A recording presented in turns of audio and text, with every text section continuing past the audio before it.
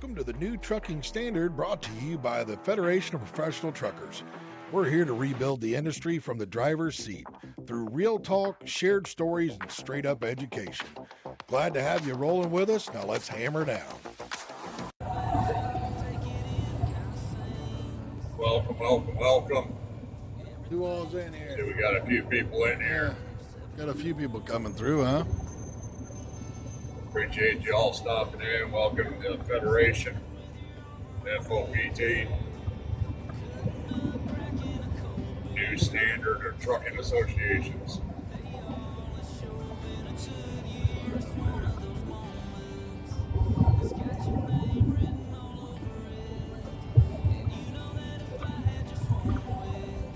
Got Cupcake up there at the helm on the Northman. CEO and president. Cupcake is the CEO of the organization. I'm the president. I'm hoping we'll get a few more in here as well that are part of the group so you can get to know them. Yes, sir. I'm going to send out some of that. If you have questions, don't be afraid to ask, folks.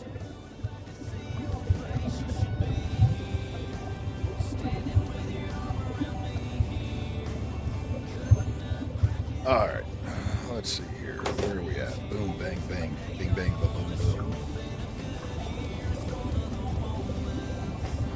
Got your name written all over me. Oh, hey, did you get to hear the song that I wrote? What song you wrote? Obviously, you didn't hear it. Hold on, I'll put it up. Hold on a minute. No, I did not. Didn't even know you wrote one. Yeah, I just finished it up today. Here it is. Boom. So we got to pause this and put this one up. Use that.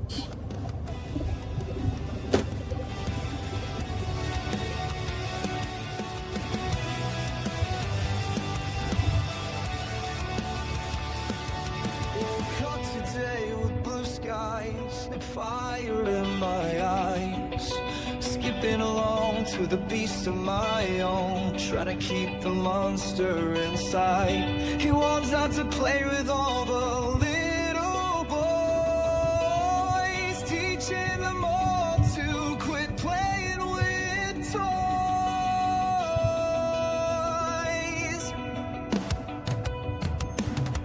I once had a queen to call my own, but that monster came out and tore it away.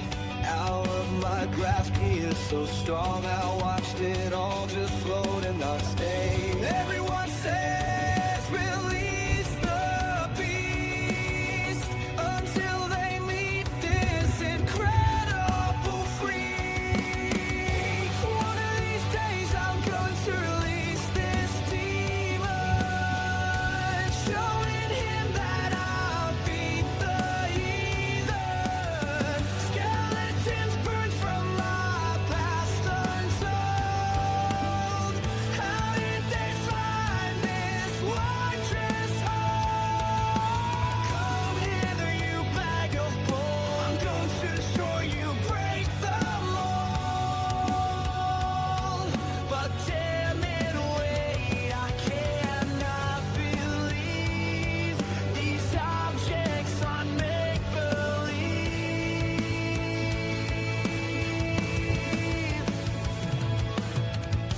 Keep coming back, I hate to say, things will get better day by day.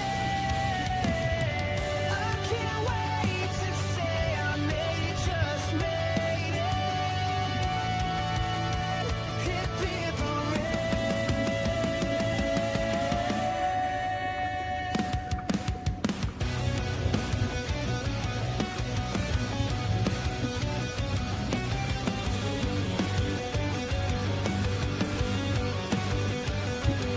Well, here I go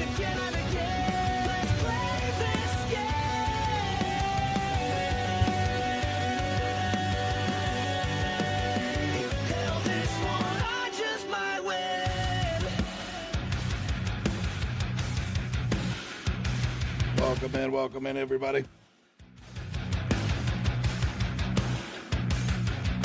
Moving along or to the next. My head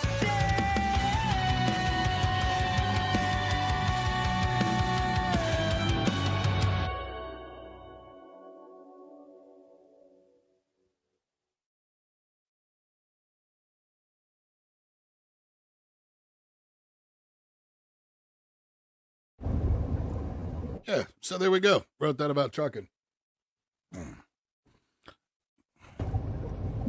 Didn't know if you'd had a chance to hear it or not yet. Good.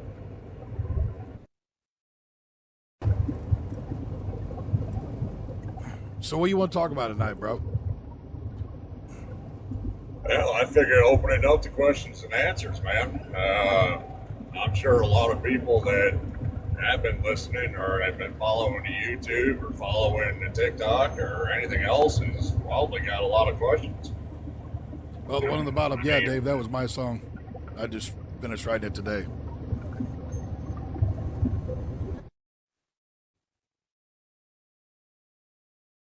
Did I lose you?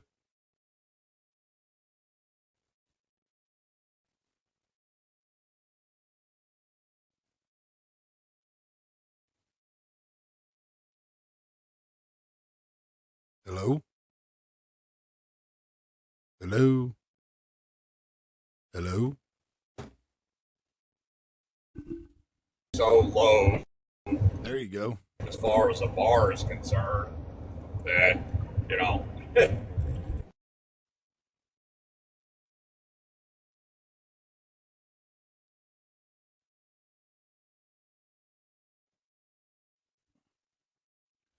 You keep going in and out, bro. You still there? Hello, hello? Are you still there? Is anybody still there? There you go. oh, I'm here, man. I'm just watching the bars on my phone. It's got a bit of boost up a little bit. Gotcha. It just got really quiet there all of a sudden. I was like, oh. Nah, I'm still here. I got you up in the dash. Maybe it'll freaking help. I don't know if my big butt can fit up in the dash, though. Like, I was one of those bobblehead kids growing up and stuff, but I was like under 4 foot at that time.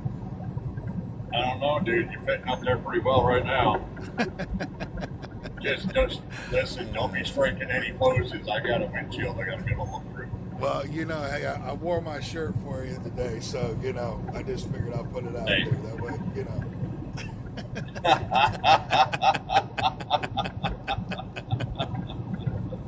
Oh, yeah.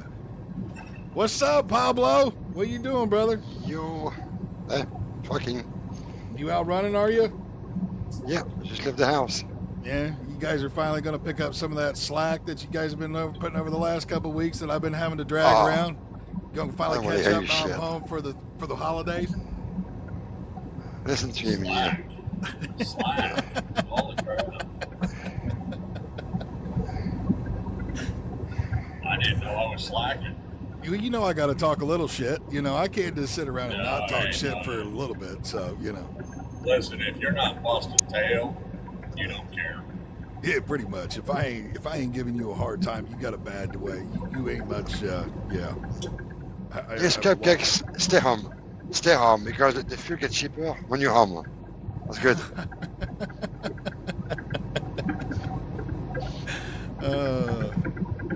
Nah, I'll be back out there Sunday, boys. We'll be looking for you out there. I got to run down to. I got a load going down to Houston. Pick it up Monday morning. Are you seriously going to Houston? Crosby, but it's like 20 miles outside of Houston. But yeah. I'll see you down there. Yeah, bro, you know I don't like to mess around up in the cold ass weather. I don't do all that. I leave that to you, dude. That's why you got Yeah, the whole yeah. Northman name. I'll let you run all that Minnesota and North Dakota nonsense.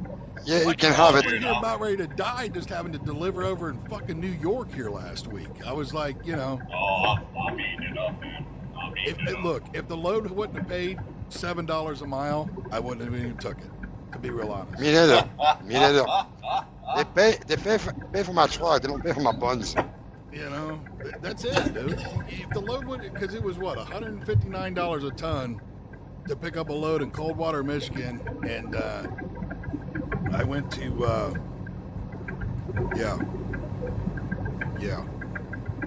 Binghamton, New York. So.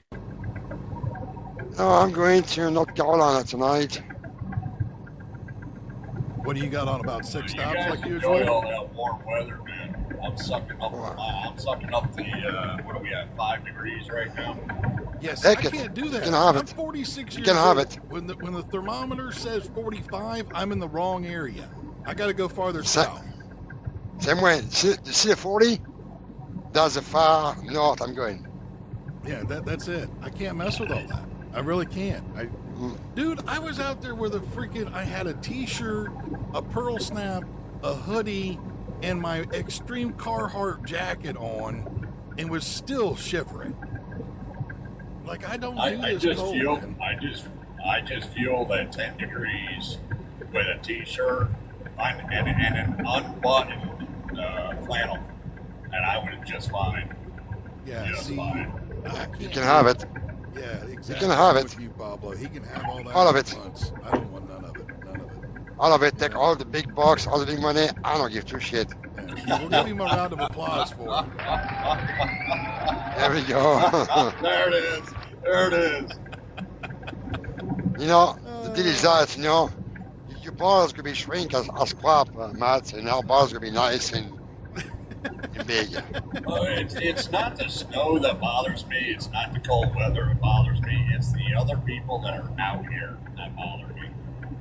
That actually drive in the snow on a regular basis, but yet don't know how to drive in the snow. Yeah. And me, it's all the above. It's everything. Yeah, I can't mess with it. I can't mess with it. I'll drive in the snow. I won't drive in ice. I'll drive in the snow, but it better be on my way to somewhere warm. That's all I gotta say. 'Cause if not, You damn right. I'm gonna be a crybaby about it the whole time. Like, I wish my buddy Sam was on here, because he will tell you straight up. He will call me, and I will be crying like this little freaking kid throwing a temper tantrum the entire time because I can't use my cruise control. I've got idiots driving all around me that are going in the ditch and into the freaking median and running into each other and all this other nonsense. And some other knucklehead that's got his bumper off of my bumper by about 5 feet, you know, and we're in 3 inches of snow, you know. No, I can't mess with it. I really can't. So, Plus, you gotta raise your fifth wheel every single time because the last thing you want is have some ice between your fifth wheel and your trailer. So every single time you gotta raise your fucking fifth wheel. Oh, no, thank you. All you gotta do is stay off that brake, use that shifter, and you'll learn how to use that shifter really fast in the snow and ice. And just keep going through the gears, up, down, up, down, up, down. oh, I get that. Oh, I mean, I can drive in it. I just don't like to drive in it. You know, it's I kind hate of one it. of those things. You know, I'm 46 years old. There's a lot of things I can still do, but I don't like to do them. You know. Well, just I come get on. it. You're still young. Come on. Matt and I, we are older than you. Oh, what, by a few years there, boys? Excuse I mean, me? Come on, you know. I'll be a few 53. years- I'll be 53 in December 27, man. A few years. That's 3 or more. Like I said, No, a few years. that's 6. You know? Yeah, Three or more, Pablo's you know. got 6 on you, and I've got, what, 5 on you. I get that, you know. I'm telling you, I can't mess with it. I just can't do it. Cannot do it. I like Arizona right now. I love Phoenix. Yeah, That's hear where I like that. to be. I hear that. Yeah, if I can, as long as it's warm weather, I'm good. If it ain't warm weather, I'm not so much good. I'm really not. Yeah, me neither. Yep, really not. I don't mind it. I had the office actually call because a lot of the guys are older guys. I mean, most of the guys are 50 and older that drive for this company. Right. And they literally sent out an email, okay, where does everybody want to be during the wintertime? And I'm the only one that says, send me back to North Dakota. I don't have a problem with it. Everybody else is saying, just keep me down to the south. I'll be back. I'll be back in springtime. I hear that. You Same send way it. on that. Well, it's good to see that Miss Lily joined us. And Miss Hello, Miss Lily. Laura's in here. Miss Law. Oh, Beth Dutton is in the house. Yeah. And the funny part about it is, as soon as she jumped in, there was a certain other person that jumped right back out. Yeah. I saw it. That's all right. Actually, there was two of them. So, oopsie.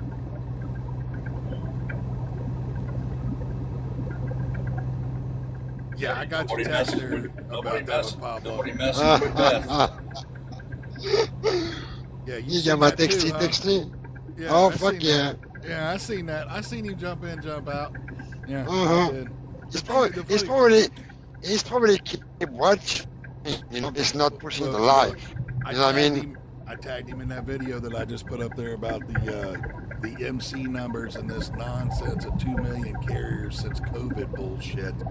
So, and he got back and basically said that he didn't do it except for like him and Vince had like reposted a couple of the posts that I had seen that had talked about it. And I'm like, well, then apparently you must have accidentally reposted it. So, I don't know. And you know. it's they're feeding. We know that they're feeding on emotion. That whole No, that it's whole drama. is feeding off. They're Drama. feeding off emotion. If they piss people off, they know that the anger is going to bring them to the attention. And It's like a certain other all the way person, around, and that's it's like a certain other person What? that was involved in back then that was pulling, they're now pulling 20 grand a month on their, off their social media, and feeding off the emotions of the other drivers that are out here. So, What's wrong with your mic, Matt? What's that? Did you hear the noise from Matt? Yeah, he's got It a might little be me. background I noise. got the window.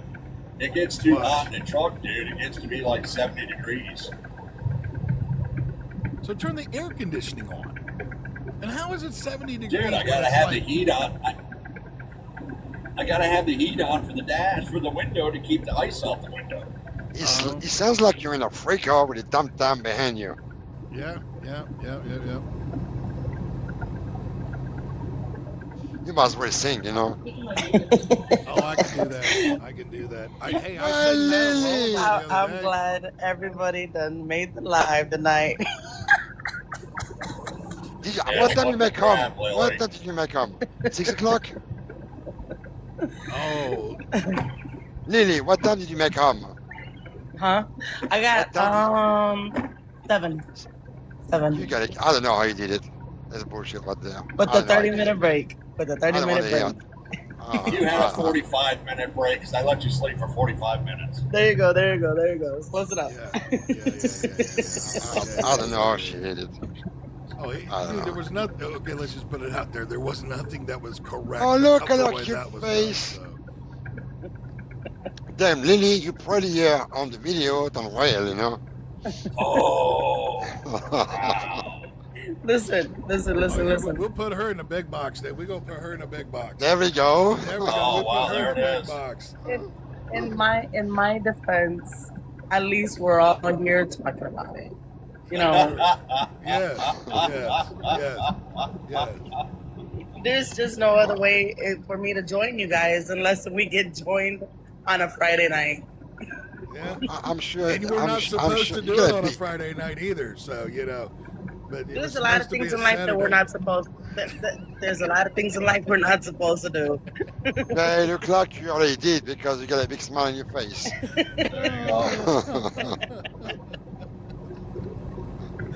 Oh, that's awesome. How was everybody's Thanksgiving? That was good. That was Fucking. good for me. Oh, me? By I ate myself. roller food. I actually tasted. What am I looking for? Oh, I actually yes, thank you. Tasted Puerto Rican coconut rum, maybe. I don't know. I tasted it last night, and it's not bad with Coke. Coke. No, I was by myself and eat some popcorn and I eat some crab legs. That's it. Popcorn and crab legs. Okay. Crab legs. I was by myself. I mean, happy Thanksgiving to you. I know hey, I'm fine. I have my crab legs. I watch football game. I walk on my truck again. So I was good. We had, she had to go ahead and take over Thanksgiving dinner at the last minute. You know. And how was the meal? It How was was the good. gravy? How was the gravy? She made the ham. She made mom's homemade stuffing, and believe it or not, like it came out almost identical. Almost identical. Okay, it cannot be the same, of course, because you saw. I don't want to say, but she did a great job, and congratulations. And guess what? Next year you do it over again. No, don't tell her, but we're gonna do it for Christmas. There you go. Hey, you cook again for next Thanksgiving, and we all show up.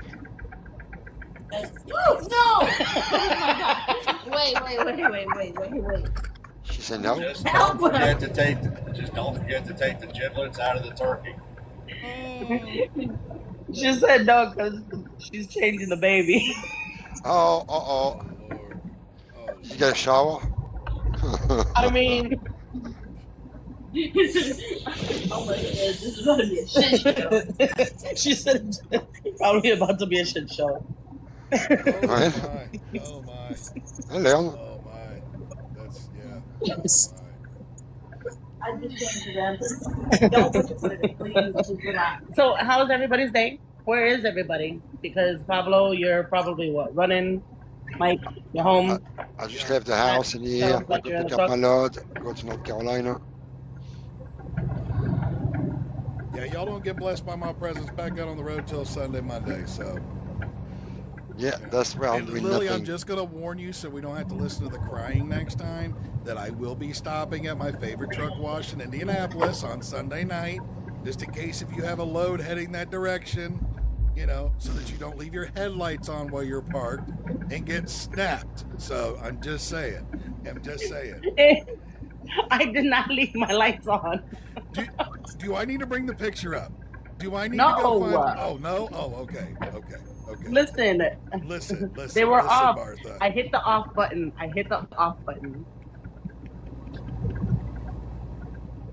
They were off. You say so, but I have a picture that proves differently. Listen, you're just throwing me under the bus because you know, I have a just big trying old to warn large you. car.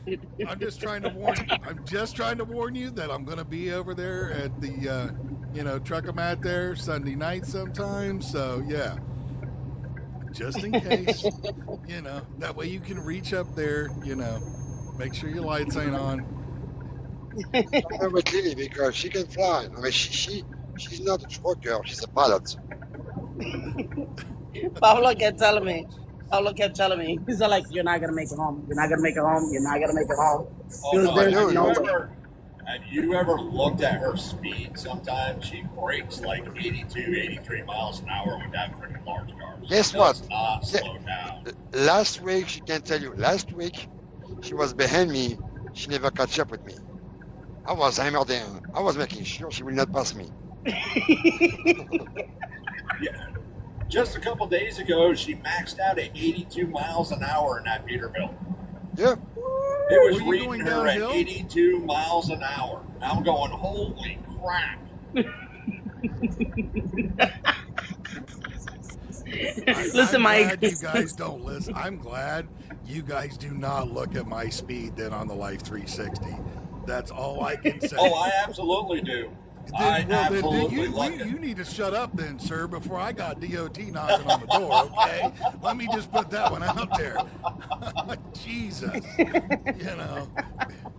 We do outlaw shit. We don't brag and produce outlaw shit, okay? Come on now. Listen, I do outlaw shit, and I make sure they know I do outlaw shit. Because if I'm gonna go home I mean, if I'm gonna go down, I'm going down big. Okay, that's how that's. You're gonna know me. Sorry, we didn't do all of this just to get caught in the silence. No. One thing clearly do not know understand, or she don't know understand the word. It's a SCALE. She don't know what it is.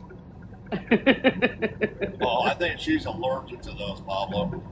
No, she said she's just allergic to them. no. She said it was closed. See the sign? It was closed. I got a bypass. He told me bypass. Yeah. Yeah. Yeah. That's what Yes. she says. You know, Look, I'm gonna listen, just on put it to you Thursday, this way. you don't know how happy I was the minute that I entered where it says, welcome to the state of Florida, right? And I'm like, man, just please. That's I'm a like, long do me way. right today. Just do me right. Kid you not, Ag Station was open. I'm like, no big deal. And every time I pulled up to the weigh station, I see the big old bright red light, and I'm like, yep, doing it. All of Florida was closed. So, and then I was like, man, do you know just the thoughts that were running through my head if I seen those red lights every single time I came into Florida? I'm not talking about DOT red lights. Just, you see the green sign, red light. It would be amazing. It would be amazing. So we saw that every day. Every day. I wish they'd all get on board with that. You got whole lucky green light because thing, just to be Alabama real was honest. wide open.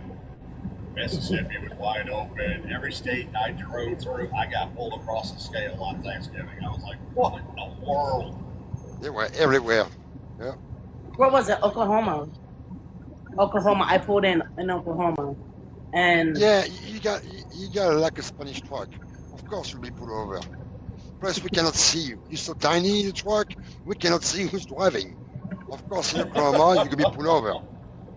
Yeah, I'm gonna just tell you right now, that pre-pass there, Laura, I have it in the truck.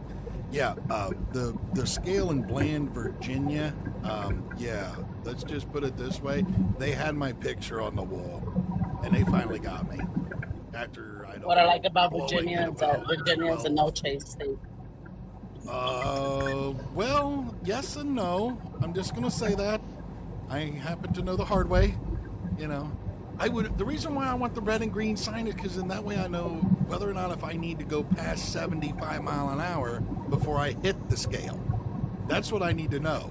Because then it's harder Yeah. if I go flying past, a lot of times they're like, fuck it, I don't want to go touch that guy. It's just too much work. Unless they're just like in a really bad mood. Because I will tell you, if I see the green, oh yeah, no, we drop a gear. Yeah, we're going. Ask Matt how many times he's gotten a video from me just as I'm videotaping the signs. I just went right through it. Regularly. And then I have the audacity that right as I'm coming up to the scale, I jumped in the left lane and I looked the opposite direction where the other scale got. I'm like, oh, they're open. And I mute myself because I gotta put some fuel. That's a lot like me at the yellow light. When the yellow light, I come up on a yellow light, I actually lift myself so I can't see the light as I'm going through it. If it goes red, all I saw was yellow. I don't have a clue what color that's up close. I'm sorry. That's why I put 12 Wait, inches wait. of 0. I've got literally 0, 10. 12 inches of it at the top of the There you windshield. So it's you Wait, cannot see on anything Matt's- up there. So We're going to call Matt Langley McQueen because he drives as fast the light, so he cannot see the light. So you Langley McQueen, from Cars, I can't Pixar. see shit. Listen, Yeah. if you can't see broad daylight and a tractor trailer is about to go through that yellow light, I don't know what to tell you. Listen, Michigan doesn't like my truck and yellow lights. I learned the hard way on that one.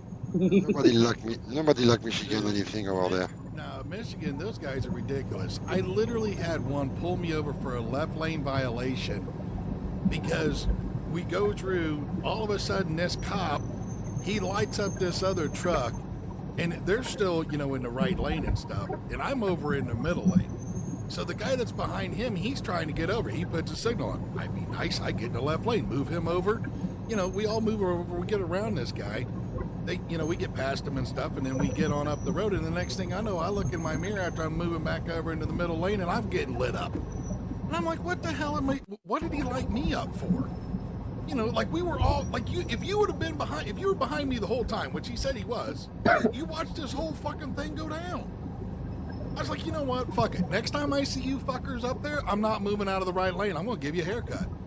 Well, if you do that, I was like, you know what? If you're going to pull me over, I might as well have done doing something wrong. Because for me to move over, to let another truck move over, and as soon as they got over off onto the E lane, and we got past, we all moved back over into the lanes we were supposed to be in, yada, yada, yada. Everything was fine. And then you're going to light me up for doing something like that. Well, they want to write the law and pass it statewide, move over for emergency vehicles, but when you do, they write you a ticket for it. I mean, come on. Right. Oh, I get it. It's one of the other. It's not both. You would think so, but this is that nonsense where it's left up to interpretation.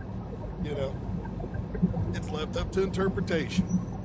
The guy said, well, it says the left lane violation, or no trucks in the left lane, and he goes, it's statewide, and I was like, yeah, I get it, but I also was in the middle lane, seen this situation that happened. Like nobody, your homeboy over here hadn't hit his lights. As soon as he did, we all kind of moved over to get around. As soon as we all got past, everybody moved right back over. Dude moved out of the middle lane into the right lane. I moved back over into the middle lane. We waved at each other. I went on down the road. Well, you should have stopped. I should have what? Well, you should have slowed down. Why? Well, because then you could have got behind him. So then I impede the flow of traffic to get behind him and slow a whole bunch of traffic down to let him over. Isn't impeding a flow of traffic wrong too? Well, yeah, you're not supposed to impede the flow of traffic either. And I'm like, okay, so I can't be in the left lane. I'm not supposed to impede the flow of traffic. And I'm also not supposed to give your buddy a fucking haircut. What am I supposed to do with this 75-foot, 80,000-pound missile that I got? Shove it up your ass? Well, technically he had gotten a haircut the day before.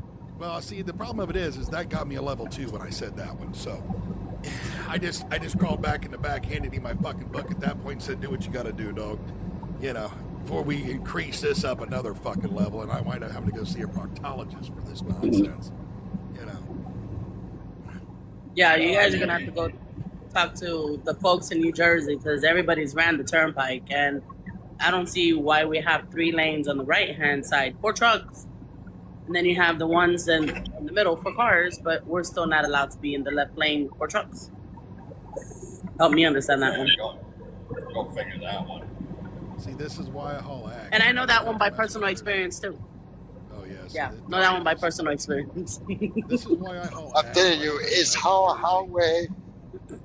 It's our highway. We should have all the four-wheeler get on the left lane or get on the right lane only. That's all. Four-wheeler on the right lane only. We're all fucking every line as they want. Because it's our highway. We pay for that shit. The e-commerce. It's crazy. When you boil it down and you look, if you watch traffic long enough, if you boil it down, the left lane should be trucks only anyway. Generally, we're not getting off the interstate for 6, 7, 8, 900 miles, so let us have the left lane, keep everybody out of it. Put the cars to the right too, being that they're generally the ones to get off and on the ramps all day long. We'll get over when we need to. You know what kind of ruckus I would call it? A lot. A lot. I mean, it sounds good, but I don't think all of us need to be in the left lane. Look, I mean, there's only a few of us that actually need to be in the left lane. There's a lot of them that like to try to play a left lane gang, and they have no business being. As we're doing 55 in the left lane. Yeah, exactly. There it is. There it is. That guy that when I'm left laning it at like 80, 85, because I'm trying to make up time to make it to where I get to Binghamton before 7 a.m. in the morning, and he decides, oh, well, I'm passing this other truck that's doing 60, and I'm doing 62, so, yeah, I don't see him flying up in the left lane, you know, fuck it. And then you want to turn Watch around and this. look at you crazy? Yeah, because it's taking me forever to catch, to get slowed down on this dude, because he moves over when I've got like half a truck length between the two of us, and it's like, They got 2 miles. They got 2 minutes. They got 2 minutes every hour. It's nothing. yeah, I can't mess with it. I just, yeah, it's 2 minutes every hour. This is half the reason why they want to put together a speed limiter, is because of that nonsense. So when you see like who was that young lady that just put up and everybody went crazy on Trucker Talk about her because she went on this like 10-minute rant about why semi trucks don't need to be on the road or something, or in the left lane or whatever, and yada yada yada. It's just happened here within the last month. It's the same nonsense. It's because of all that people are going to push for that speed limiter. What they don't understand is now nobody's going to be passing. You're going to have 2 lanes of gridlock because you got too many idiots out there that can't pay attention that, well, I'm not getting anywhere. I'm 65. This guy's 65 and a half. So yeah, I'm light. He's empty. And I'll catch him halfway up the hill, and then he's going to catch me halfway down the hill. And then we're going to do this until we, from the time we leave Virginia until we get to like South Carolina coming down 95, and that's basically how that goes. Yeah, at some point, I'm driving through somebody's cornfield at that point because I need my space. I'm not going It's to lie. micromanagement. It's micromanagement at its finest. It's companies that think they can control 1,000 trucks and 1,000 truck drivers from the tap of a keyboard because they're all doing 65 miles an hour. Right? It's all micromanagement. That's all this is. Well, that's all anything the government wants to do is they want to, it's all, do as we say and not as we do. So, that's what that main thing is, really. They definitely. I don't know. I think I should become president. I'll vote for you. I will. So, it'll probably be the end of me, because I like to give you too much of a hard time. That I'll probably have a Secret Service agent up my ass, like literally 24/7. What'd you say to her again? I don't even. You remember that one time? See, I'm just gonna be like, which time? Which time, Bob? Which fucking time? In the last hour, I've said 6 things. What are you talking about? Mr. Mike Cobb, we're holding you responsible and in contempt for telling the president to get her shit together. Yeah. Either that or her name's really not Martha, okay, Mr. Cobb? Why do you keep calling her Martha? Because fucking Martha Stewart's looking ass over there ain't got a life together in 42 years. That's why.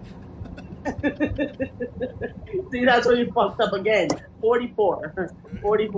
Look, I was trying to be nice and give you the benefit of the doubt there, but see, this is why I got to give you a hard time. Even when I try to be nice to you, it's like, you got it wrong. Okay, Martha. It's because I think I look pretty fucking great for 44. Okay. I say that every time I look in the mirror and realize I'm almost 52, going, holy shit. Look, I'm just going to throw this I've been out in here. trucking for 26 years. I should weigh about 500 pounds. I should have hair growing out of every orifice. I'm not looking bad for 52 and trucking for 26, 27 years. Every time you get up, you see crumbs of last week's meal. Come on. Oh, Lord. Hey, I got to make a confession here about this one. When Audrey and I were talking here the first time here, we started talking about, maybe her coming over or whatever, and she was like, oh, so are you the young one that wears the Peterbilt hat in the podcast? And I went, no, he's actually 5 years older than me. She's like, wait a minute, you're the one with the beard? And I'm like, yeah, I'm the one with the beard. Yeah. She's like, Yeah. It's crazy because Me and Pablo, we were actually just talking about Matt the other day. Oh my word. We were talking about age, and I'm like, no, like Matt's 50. He's like, no, he's not. And I'm like, yes, he is. He's like, no, he's not. I'm like, man, if anybody knows Matt, I know Matt. And I'm like, Matt's 50 years old. He's all like, well, he's older. And I'm like, no, he's not. I'm like, listen, I know he's been children for a really long fucking time. I go, but did you know that whenever I seen him, he was like, that much longer. Yeah, I was in shit compared to Matt. Nothing. June 9th, 1974, 12:05 in the afternoon. Wow. Yeah, back she when never we were was that old. She can't believe I was the older one. 73 December 27. If I showed you pictures of me when I was 13, if I showed you pictures of me when I was 13, you'd die laughing. Actually, I can do that real quick. Seriously. No, you ain't. No, you ain't. Oh, dude. yes, I am. You Oh, keep yes. that picture. You keep Oh, that no. picture right where it is. Let's Don't just do go it. through and look Dude. here. Where are we at here? No. Yeah. Dude. So I'm No, just going you- to say this no. because, you know, it is what it is. It's only going to hurt for a minute, okay? Just relax, you know. Oh my word. Can you please send an text so we can Really? save that? Oh, I don't know if I'm willing to do that to him, but put it on Dude, text. I but might. was the epitome of ugly duckling, and you're really gonna post that picture? Seriously? Look, I'm just look. We are all family here, and so we should all know the tea. So I'm just gonna throw this out there. I'm Okay, not in listen. here- I've seen early pictures of Lily, and I've seen early pictures of Pablo. I've even seen pictures of you like 5 or 6 years ago. Y'all look like stud muppets. You're gonna put me up at 15 years old? I I'll look find the like picture, a. just- Don't. I literally look like a nerdy dork. Please. That's valid. Oh, yeah. It's valid. As soon as I find the picture, Oh, here go that ahead. you sent, I'm trying to find Oh, it. go I ahead, don't throw remember it what the fuck it is. I gotta find it. Just Oh, give good. me You a lost it. Even better. Even better. You minute. lost I it. don't know. Just hold on. Yes. It's gone. He's probably texting Sheila right now. Send me that picture. Yeah, actually, if I need to, I will. I will break it out like that. I know it's here. Sheila will probably send it to you. Oh, I already know Sheila would send it to me. Hell, if I have to, I'll cash out her some money to get this shit. I mean, this is Hungry, dude. yeah, it is. Dude, cash at me the money. I'll send you the picture right now.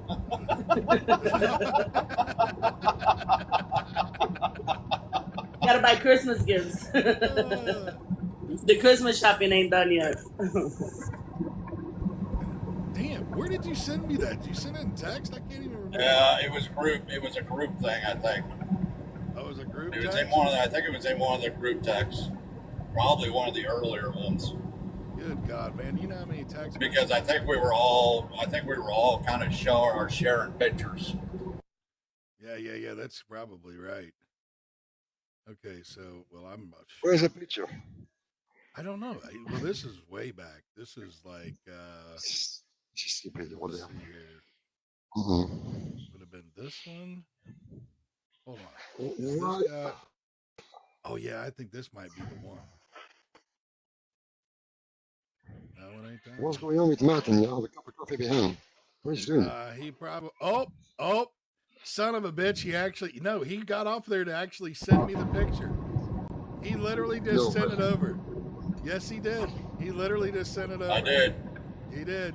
Here we go. We're gonna get it up here. We're not gonna do it, but here we go. Oh, Matt at shit. 13. Stop it. You need to get in the big box. Let me see that. Can you send up a text, please? Get in the big box. Get in the big box. Hold on. Give me a the minute. big box. Give me a minute. My God. Oh, let's see no, here. no, come Oh, the on. big Oh, yeah. box. Hold on, hold Oh, on. it's What the are you big doing, box, dude? dude. It's the big box. Dude, you could have left it in the little box. No, man. Lily said, look, Lily, if she's going to be the future president, I'm trying to not go to fucking Leavenworth for the rest of my life. Okay? Just so you know. Lily, Like, Lily, I already know you I'm going to have know, the I Secret loved Service you. up my ass 110% of the time. I just don't need to go to Leavenworth, Oh, yes, sir. okay? I can't believe she just threw me out there like that. No. Yeah. On the bright That side, hurts. just in case if you ever lose that picture, I just took a screenshot of it. It's fine. Me too. Yeah. Look what I did. Oh, and listen, guys, you ain't got to share that picture to everybody.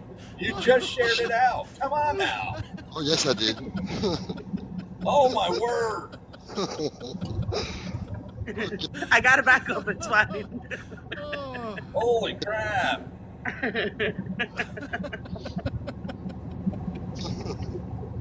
Next picture I send you is in my early 20s in my firefighter gear. That way I can improve myself just a little bit. you trying to bring it up a notch, are you? Yeah, I got to recover from that. You gotta. All I hear is wah again. Yeah, well, none of us, all of us, are as good as you, Fabio. Okay, so let's just, Yeah, Mr., little Fabio here. Yeah. Did you get your text? You got a text, right? Hold on a second. The leather jacket, the sporty glasses, the stud. You get it? I'll send you guys a picture. Well, look at that baby in here. Oh, look at that. Look at her. That's She's gonna be our eyeballing future. Like, what are you doing, Grandma? Yeah, What are I you was doing? just saying, she's side-eyeing everybody. She's like, What are you doing? Yeah, and that was at the time, That's- like, nah. That is our future trucker right there. Oh, boy. Oh my God, but let me tell you something. Did she look at this? I can't even remember when anybody's feet were that super tiny. I'm not even sure. That's like the size of my thumb. I Well- don't have to say that's probably smaller than your thumb there, bud. Well, look at this. Yeah. Yeah, but you got a tiny thumb, really.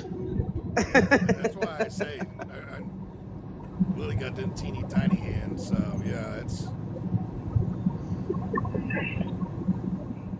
It was funny because when I pulled into the truck stop the other day, that Pablo was there. He was holding a fuel island thing. I was wondering. I'm like, so I know what the front of Pablo's truck looks like. I'm like, I don't know what the back looks like. So like, I'm creeping through the fuel island. I'm looking. I see one trailer, and I'm trying to look at the side. See another one. I'm like, how the hell am I supposed to know what the back of Pablo's truck looks like? The trailer. Then all of a sudden, I see in the left corner where it says his trucking name right there, and I'm like, got him. Found him. I said, I was I thinking, I'll know take she a was in picture a of the hurry. slippers. She was in a hurry, so what I did, I picked up a fil along, I wait for her to pull up behind me, and I pull up. So she didn't have to wait for somebody to pick up the fil along. When you start approaching that fuel island, you smell that crispy, savory smell. That's when you know you walked into Shake and Bake. oh Lord, here we go. Oh, somebody's inside the lounge. Who's inside the lounge?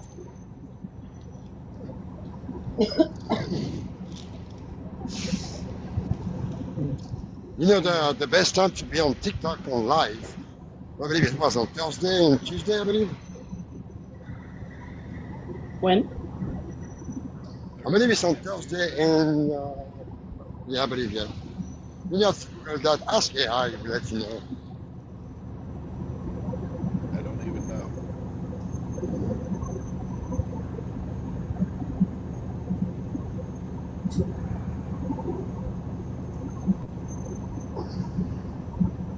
Hey, y'all hold it down. I gotta go use the restroom real quick. Yeah, no check more on time. Easy. Ah, I ain't seen nothing bad. So, No. The other day, I was in Chicago, right? And I kid you not, I ended up being in some places. How do I find this? And it was really cool because I had never gone there. I'm pretty sure you guys have gone there or been close to it. the McCormick Center. The what is it? McCormick Building or something?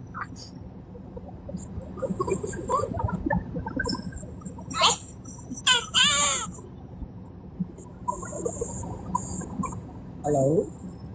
Lily's playing the green screen. Yeah, I'm listening. When I tell you, it was the coolest thing I had ever seen. Like, I felt really important this day. Listening. But that right there, if you don't know what you're doing, you're going to tear some stuff up. That's actually inside the McCormick Center. I never knew what it was until I got there. Oh, I took a load there about 4 years ago. So did you? That is not fun. No, it's not. It's definitely not. It's very freaking awesome when you get in there and get, when you're getting unloaded, but it is not fun at all. Yeah, I had to go into those pillars. The guys are like, listen, we've had a couple of guys that have hit the pillars right there. And I'm like, yeah, I don't need a whole entire building falling on top of it. Plus, I'm like, I have to actually look like I know what I'm doing. Right. But there is this one turn that you have to take an immediate right to avoid those pillars, and then you have everything that you're doing there has to be a blind side. Yep.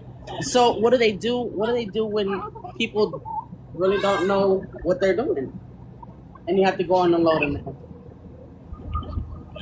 You hope to God that there's a truck driver there that can maneuver their truck for them and get it into place, which I've seen before. Yeah, because that made me. The McCormick Center actually has 1 or 2 professional truck drivers on staff at all times.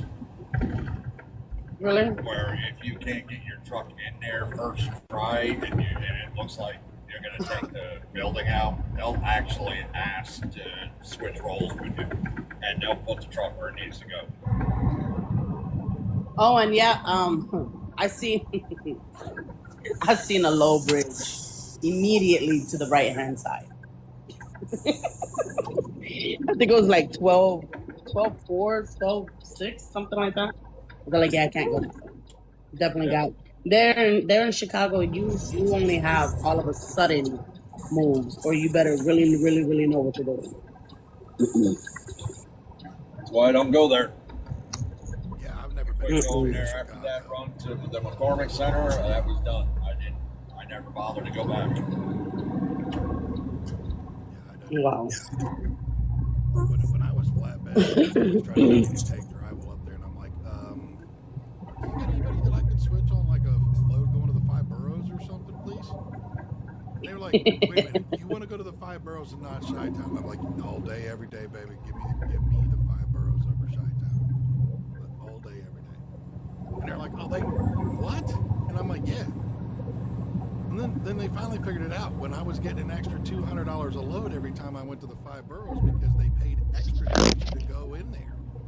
And I'm like, yeah, I don't get any extra to go to Chi-Town, which is just as bad as not worse in some areas, but I can get an extra $200 on the load just to go to the 5 boroughs. Duh. And most of the loads over there were cakewalk. It was literally pulled in, plenty of room. Either that or the guys that owned like the companies that you were taking drywall into, they literally shut down the entire road for you. You had plenty of time. They'd literally take a forklift out, put it on each end of the road. Nobody could drive through. They'd stand out there, help you get backed in. You get backed in, boom, done. They'd even tell you, okay, you want to go out here to go to here, to go to here, to go to here. Get on out of there. In and out.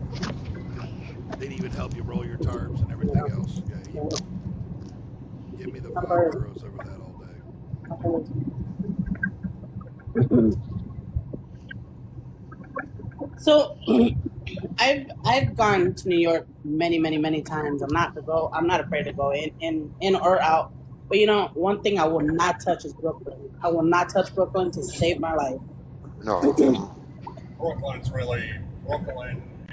There's only 2 ways in and 2 ways out.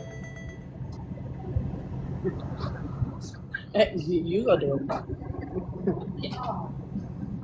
there's only two ways in, two ways out of Brooklyn, and if you don't know what they are, you're pretty much off the creek without a paddle. Yeah, One of them's coming off the BQE. the BQE. Yeah. Like I said, I'll go anywhere in the state of New York. You give me Brooklyn, yeah, that's for the birds. I used to go to New York City all the time, and I'm done. I'm just done with that Northeast. New York can have it. I don't give two crap. I don't care. I ain't go over there anymore. I'm done. I haven't been to the Northeast in 10 years. I don't even phase with it. I don't bother with it. I don't want to go there. They might have changed some things up there since, but the last time I went up there, it's near impossible to find a place to park a truck. Near No, impossible. It is not just that. It's just that the tolls are expensive. The tax, the if toll is expensive. The fuel is expensive. Ah, screw that, man.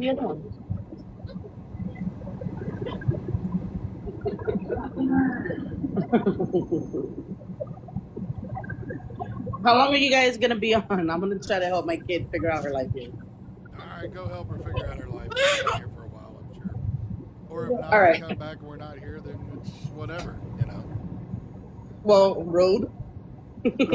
I'll see you guys in a little bit. There's not going to be Yeah, we had that before. future president, okay? There's not gonna When be Lily, a she president. said, yeah, All right. yeah, Lily, she said, I'll call you back. That's Madam- bullshit. Madam President, there's not going to be any issues, okay? Don't vote me out. Don't vote me out. God, this It's- girl's going to get me sent to She's the reason. She's the reason. She's the reason. Yes, yeah, it's the little one. We always know it's the little one. I'll be back. Not West finger. No. Good. You'll get powdered. You'll get powdered milk. I'll be back.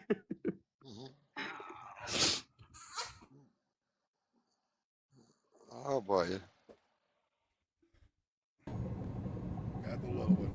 Always got the little one. Yeah. So what do we want to talk about tonight, fellas? We got to, what do we want to get into? Turn your mic up. Turn my mic up? Yeah, because I can hear everybody else, but you're real low.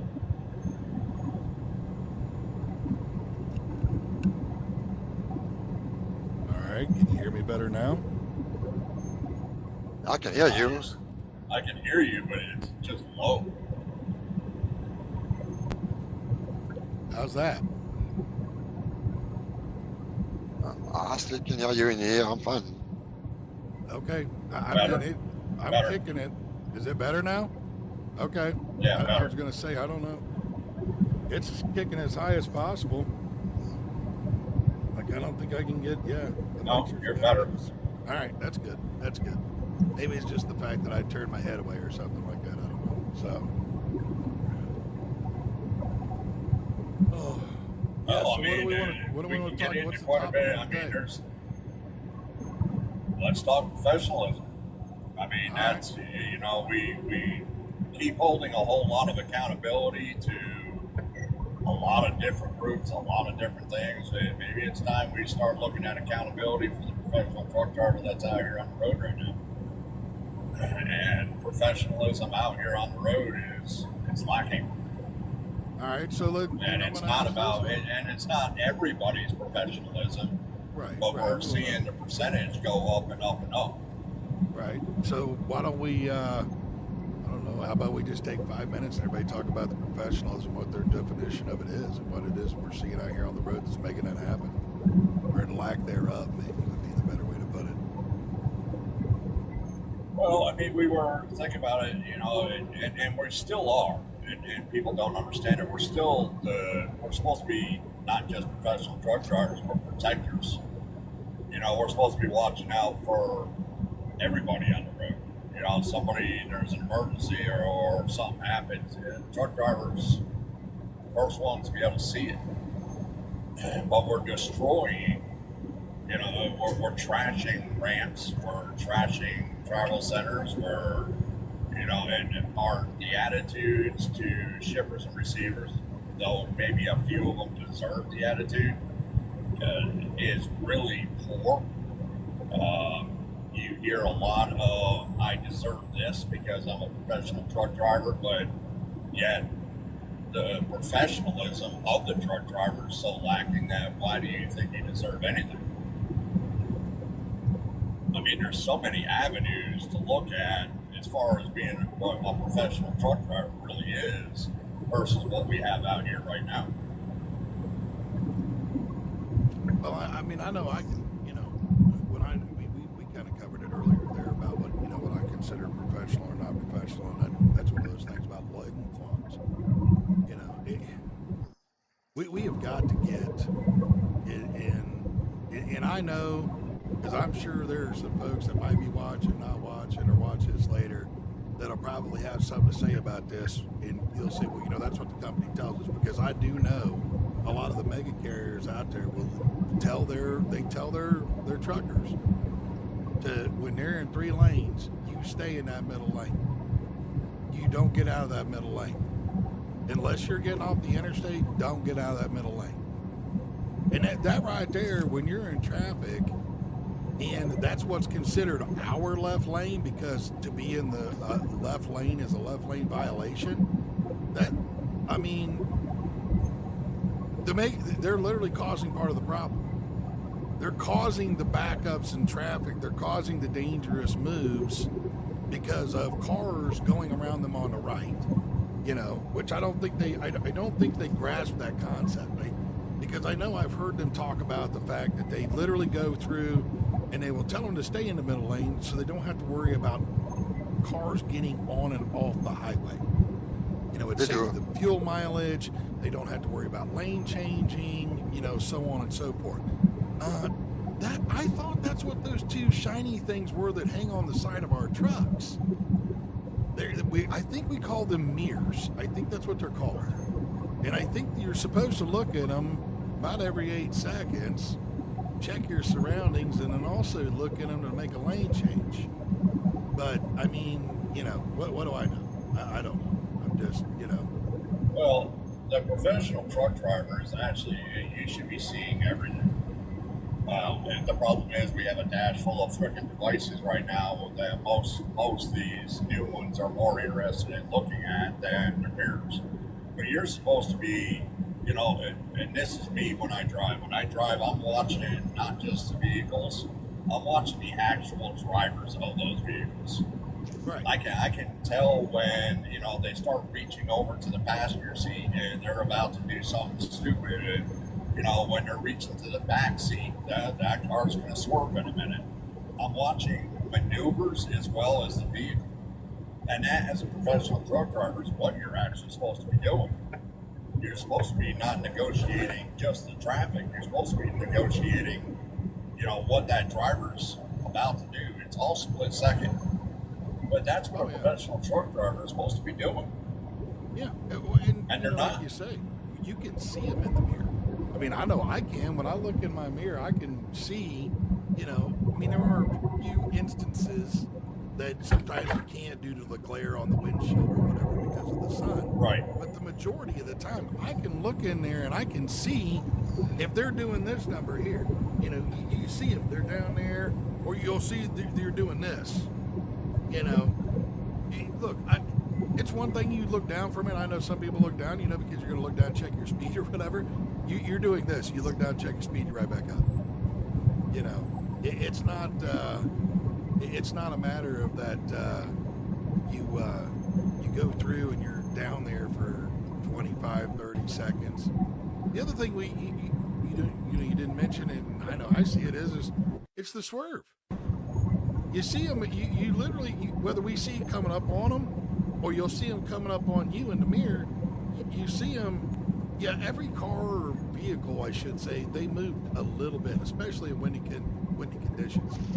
But the thing of it is that you really see is when they're doing a lot of movement, if you will. You know, when they're crossing a fog line and crossing a zipper, that's not a windy condition. That's a lack of attention is what that is. You know, and that's how they bounce them off. And see, this is why I don't like going up and driving into the north. Because even in those nasty conditions, you know, that we were talking about, yeah, I can go through and do it. The problem of it is it's the other ignorant people that are around me that are going to cause a problem, and they're the reason why they're talking about moving our insurance cost up to $2 million coverage instead of the $750,000 minimum that's out there. And, well, it's the nuclear verdicts. Well, the nuclear verdicts happen because some ignorant ass decided to go through and not pay attention. They ran into a truck, and then they got a hold of an attorney, some ambulance chaser, and then the ambulance chaser found some one of the 19,000 loopholes that are out there to be able to blame the truck driver or the carrier, and then now here we are, you know.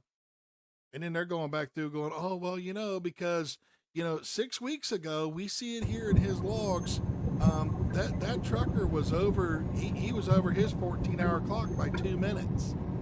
So if he wouldn't have been over his clock by 2 minutes 6 weeks ago, he probably wouldn't have been there, and then he'd have never gotten the accident.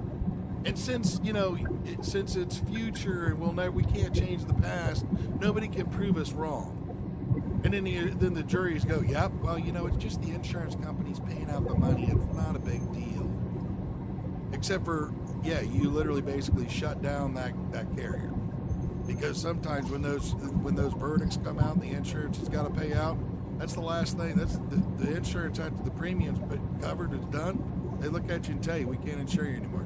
Have a nice day. You know. Well, as far as that side of unprofessionalism, that's education side. You know, there's not enough time being spent with these people to teach them that you are. I mean, you're an 80,000-pound missile. You can't be concerned about the movie that's on your tablet, that's on your dash. You can't be concerned about the navigation that's, you know, you ain't got to pay attention to that navigation for 300 miles. Don't stare at it. There's no reason to stare at it. You know, pay attention to your mirrors, pay attention to your dash. Look down. You know, you should be able to look out your window and down to see what's going on beside your truck. It's everything, and it's not being taught because the standards for education for a professional truck driver have dropped to a point of below minimum level, and it's unacceptable. Well, and then you've got, you know, then. Go ahead, sorry. No, go ahead, bud. I was just going to say that the other thing we get into is the safety side of it, though, or lack thereof, and the lack of enforcement. Because I'm sure both of you have seen it no different than me. And I don't know. Maybe I'm wrong here in my thoughts. And if I am, somebody please come smack me in the side of the head and let's knock some sense into it. But when we see these other truckers going down the road and they've got their curtain 3/4 of the way up their driver's side window, I don't understand how it is they see what's going on right there by their truck. I mean, you know why they do that? I can't see anything. You know why they do that? Because they're probably watching TV or do something stupid. But my main thing, you know, in my experience, when I moved to US, I will see the road condition in here, and it was unacceptable for me to see so many cars passing on the white. I mean, you have to look at different countries. UK, Europe, nobody can pass on the white side. You lose your license right away. And it's a lack of training, not for the CDL holder, but more for the four-wheeler. That you pay $17 on the kid, and you have a license, you give it to him. The parents train him.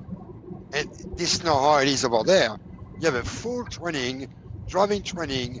People know how to drive around trucks. And you can't, it's illegal to pass on the white side. So everybody's driving on the white side. Right. Because they know you only pass on the left or middle lane when you pass. Right. It does cut so much accident. I mean, think about that.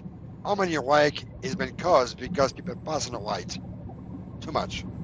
Well, you know, I can tell you, and Matt, you know Sam. I mean, he's literally, he had this conversation with a DOT officer about just passing on the right thing.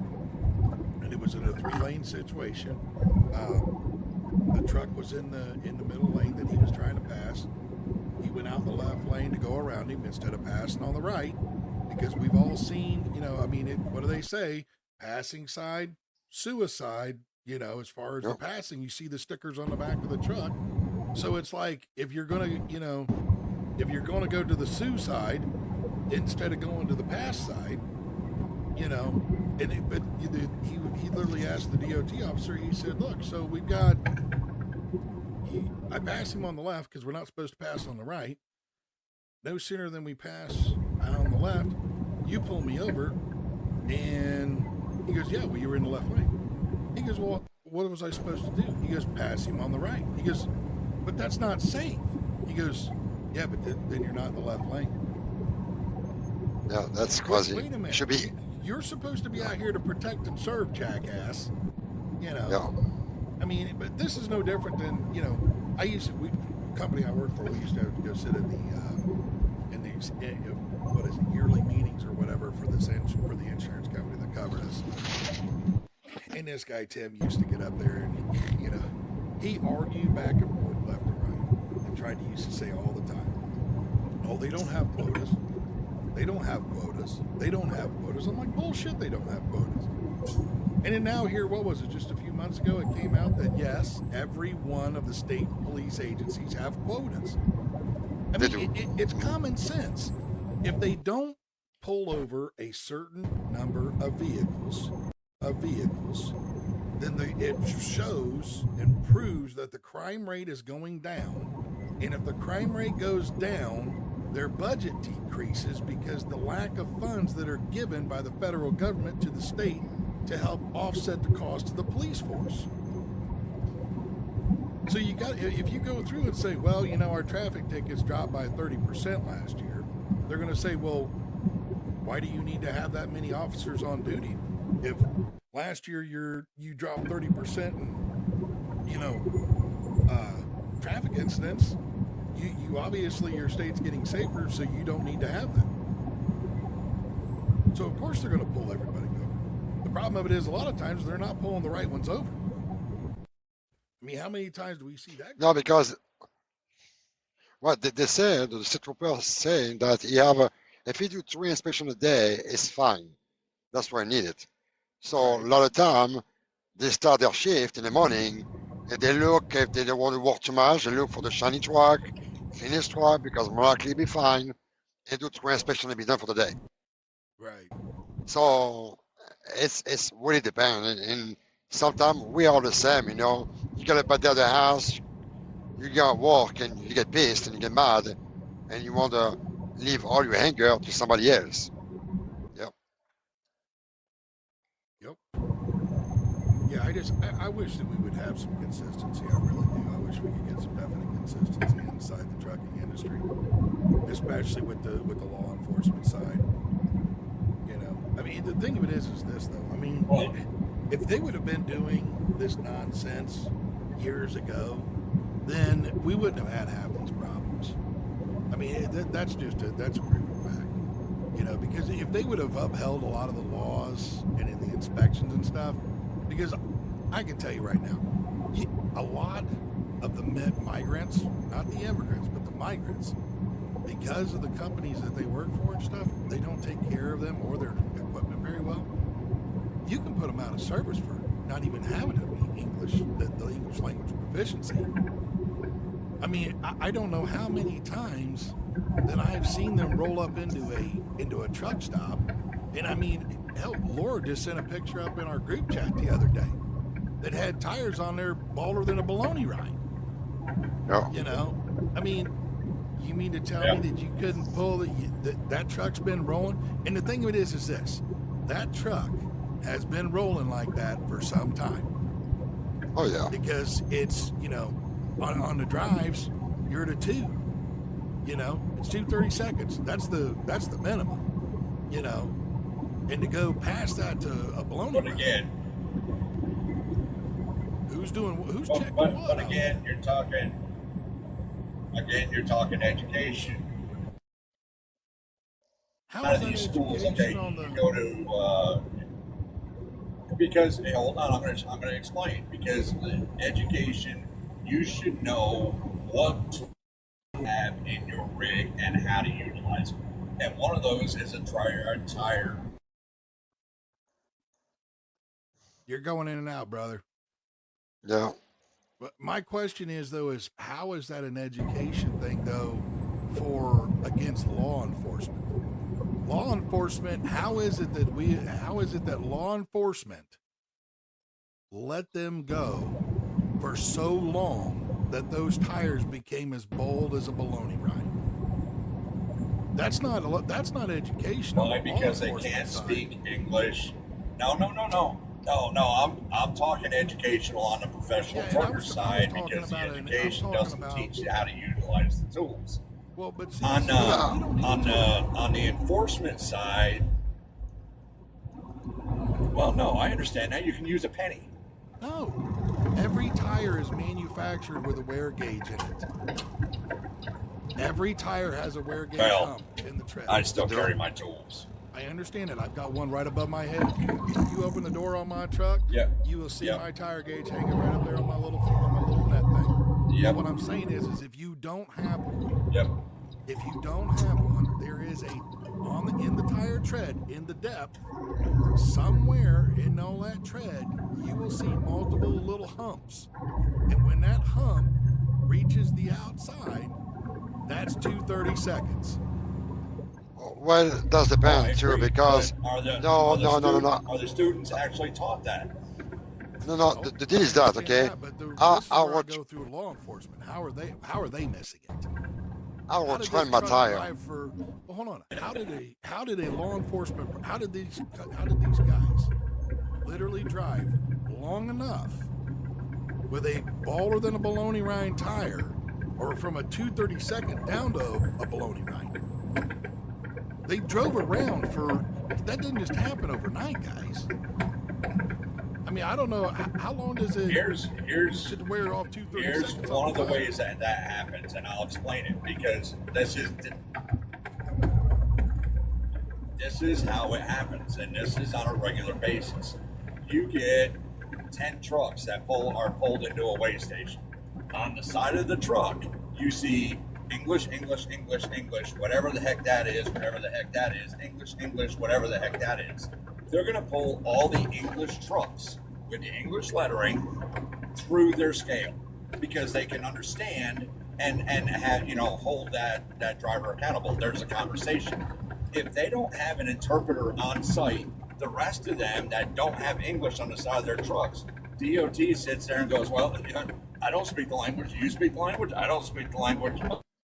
I pass them. Get them out of here. Well, my bigger issue. They're not looked at in the. I'm gonna tell you what They're I not think looked it is a at problem. in the same way as. Go ahead. So you talk about the inspection where? At the weigh station, correct? That's the main problem right there.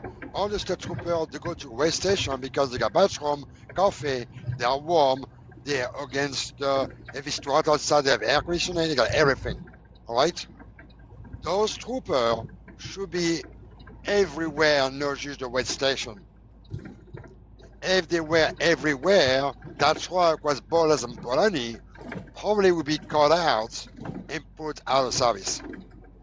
But because they focus too much on weigh station, that's the issue we can have. Well, my thing I will say is this, and this one here, I have an honest question. I wish we had somebody floating through here that was a DOT officer from Georgia.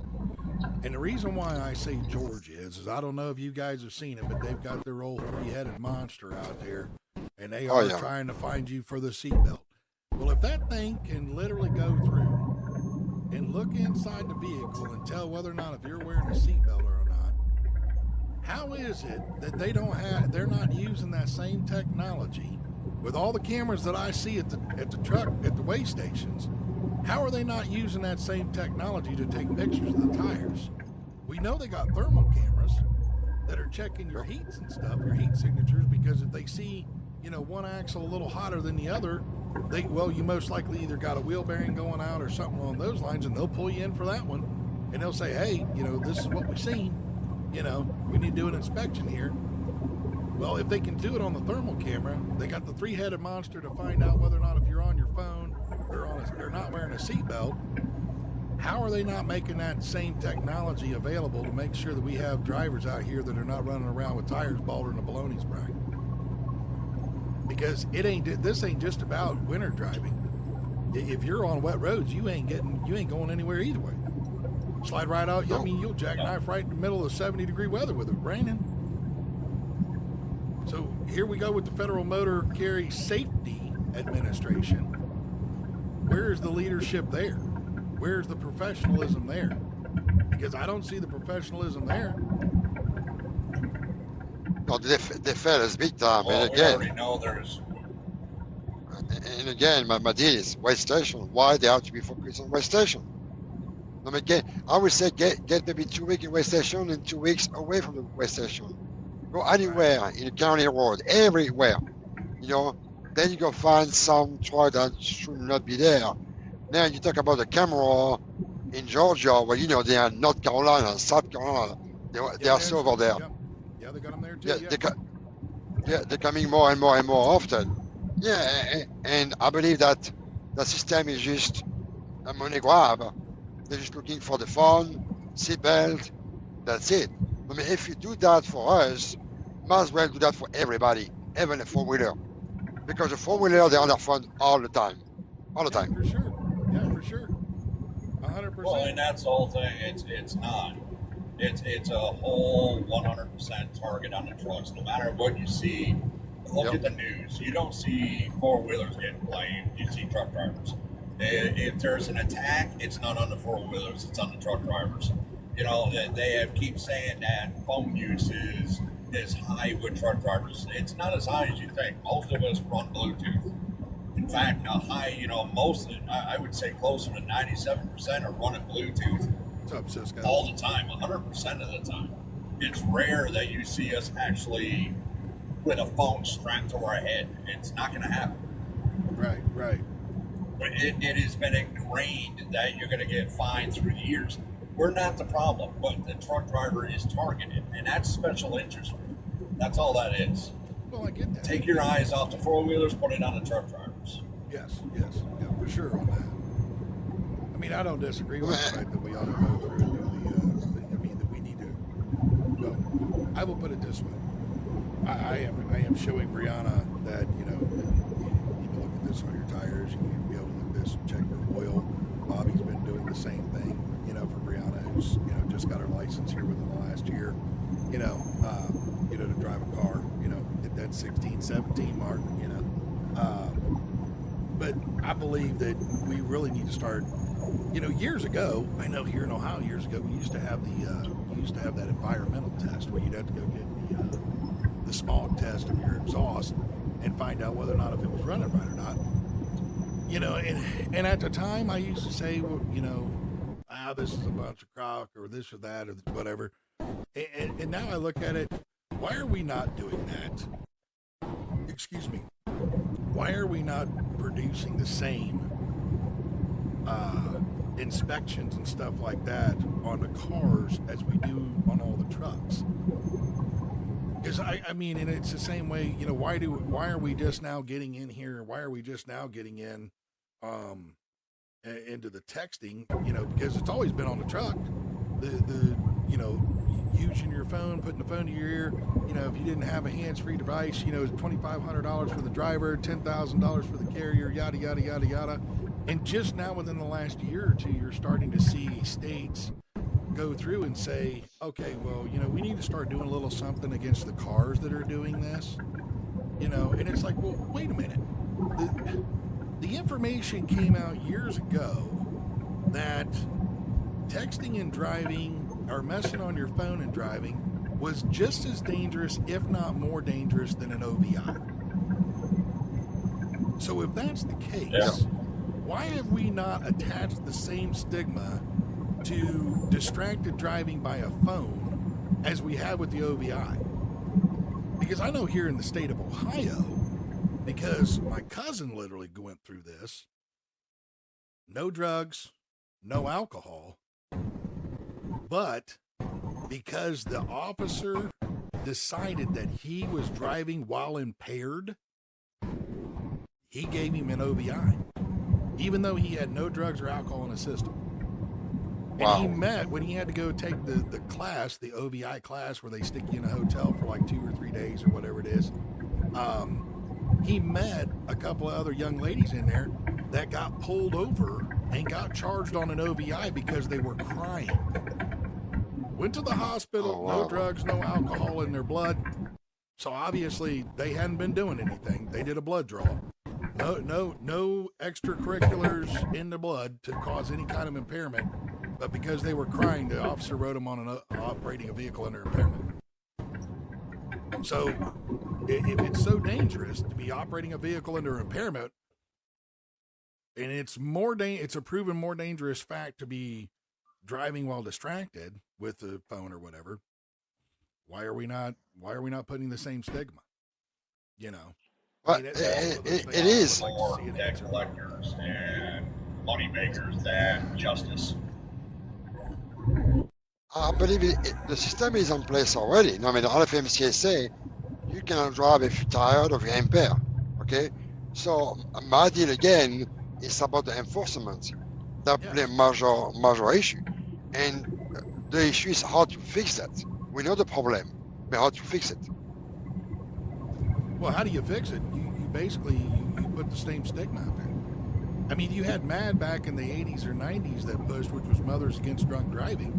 They're the reason why the blood alcohol content limit got changed from 0.1 to 0.08 was because of their heavy push against, driving under the influence. So, but the thing of it is this: we see all these commercials out here, which I remember all of it it's the same back then. Because I mean, there's still videos somewhere that people you see posted up where all these guys and gals were upset that they couldn't drink a beer while driving home from work. Yep. And these videos were back in these interviews they did back in the 80s and 90s when they changed it up to where you could no longer, drive under the influence. Well, I see these same type billboards. I see these same type advertisements on TV.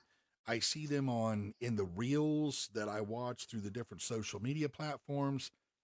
It's all out there. So what is it what I want to know is where is this money going or not going into the government, and why they're not pushing this? Because if it's such a danger, why are they not pushing this on cars? Why is this stigma not there? If it's about safety. But that right there, that backs up the lack of professionalism. But just kind of digress back into professionalism. It's a lack of professionalism on the count of the law enforcement officers.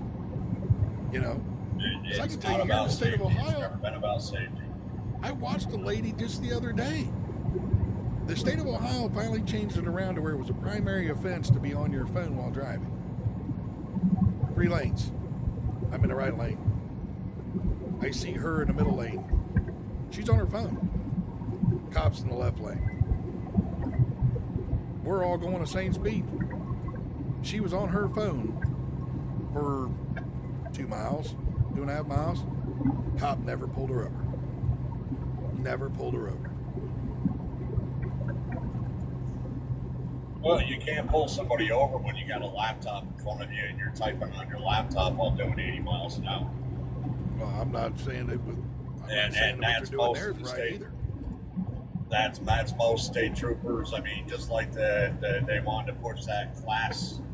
What was that? Class 8 or not class 8? Yeah, the new rolling inspection where they got them in behind the truck and they can roll with a truck and do a whole inspection on your truck and basically email it to you. Oh, you're talking about that AI stuff I think I read about. They were trying to push that. You no longer, a state trooper can literally run behind you, run your tags, and if it everything tied into the computer. They can tie into your ELD, they can tie into everything. They were trying to push for that, and I'm sitting there going, how is it that a state trooper, running 70 miles an hour, 10 feet off the back of a rig, typing on a keyboard, and running an inspection while that's not distracted driving? Isn't that, is that not a hypocrite to be able to say this, distracted driving is against the law, but you want to push this? Oh, it is. That plus- for sure is. plus- That's a definite. Plus the question, Right. how they can run your stuff if they don't have the tag of the truck to the trailer. The trailer may be not attached to you or to your MC or duty number or nothing. Well, it was set up that anytime you put a trailer on your truck, it was supposed to be a tag system where it literally read everything. The trailer, your truck, it was all tied in. Yeah, it was. They were going to try to push that. It didn't go as far as what they, Well, that's- what they said. That's Well, goodness. it's not about justice. There's nothing in law enforcement that has anything to do with justice anymore. It's debt collection. It's unfortunately that's all it's turned into. You see it every day. You see it every day. Where's You see Bourke? state troopers, sheriffs, town cops that are pulling. It's a broken system. The whole system's fucking. I mean, just to be real honest, the whole damn system's broken. From the FMCSA to the United States Department of Transportation to the fucking brokers to the carriers to the whole system's broken. I mean, it Including really is. the truck drivers. Well, Including a the lot truck of truck drivers. drivers. Well, and that's where we were just talking about the ones that are running in the middle lane. Just because JB Hunt tells them to do it, or whoever it is they drive for that's a mega carrier. Not to mention the carriers that go through and are cutting each other carriers' throats on rates. If you go through and when you see a load that's $4 a mile, and instead, and of course, this is where the brokers should send out. If you already go through, if you're a broker and you're allowing rate cutting as such, you're part of the problem. And I'll stand on both feet, all 10 toes on that one. If you're going to go through and you talk to a carrier and you say, okay, we're going to agree for this load at this rate, that's it. If you go through and pull that backsided bullshit that they like to pull a lot of times, where somebody else calls in and says, oh, well, I'll take that load. I'll do it for less. What kind of integrity as a broker do you have to allow that to happen? Hey, Cisco, come on up, buddy. Because it's all about the integrity. It's about the money. That's it. Right. Well, I know it's not, so it's about the money for sure, because the broker's obviously going to want to make more money.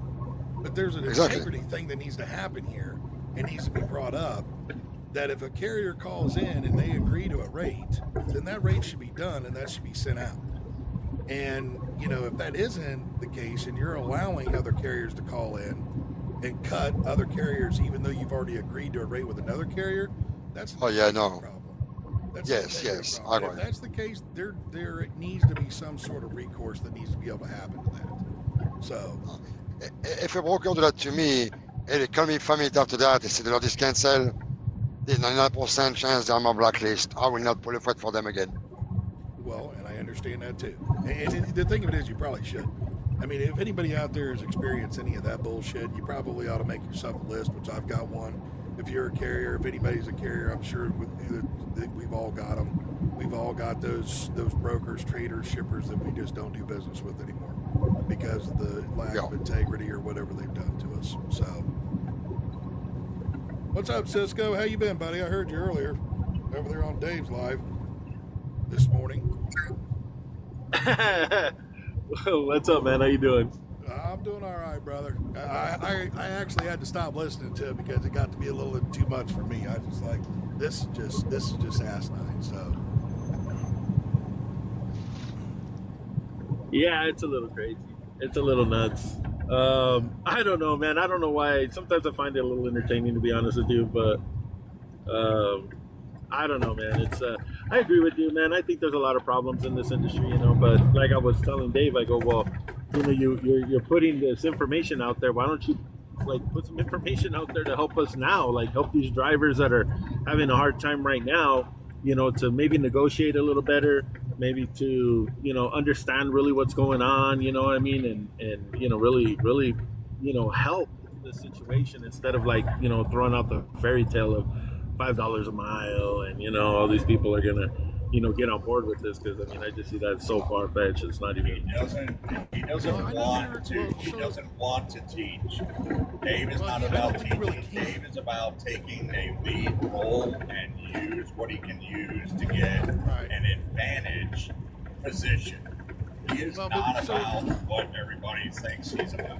Well, so let me just ask this one, and I don't know if you guys are just going to introduce Cisco here, and correct me if I'm wrong, bro, but he's got like 6 or 7 trucks. He's a small carrier, also has his own brokerage and stuff to broker, some of his freight out if he needs to or whatever. So what is your take then, I guess, Cisco, on what direction do you think we should take? I don't know if you've seen much about what we kind of are about or whatever we're all about, educating the driver, carriers and stuff on how to be profitable and knowing your rates. And if you don't know your rates and you don't understand proper business acumen, you probably shouldn't be in this business. So, because not everybody gets to play on the NFL football team. And being an owner-operator is kind of like playing on the NFL football team. You've reached the pinnacle of what you're going to do. You're no longer a company driver. You have full control of your life and everything. So, what's your take on it all? Well, you're absolutely right. My take is exactly just what you said. Is that not everybody is designed to be in this business. Not everybody should be in this business. I think that when the learning curve sometimes I think is it's a business that I believe that just trying to learn damages the business itself. You know what I mean? Because there's nothing really out there that takes you by the hand and goes, all right, this is how you're going to negotiate. This is what you need to do. Because like you said a little earlier, if me as a broker, if I post a load and a carrier comes up and goes, well, I'll take that at $1.50 a mile. I'm like, okay, sure. Here's my carrier packet. You pass it. Boom. Okay. Here's the load. Bye.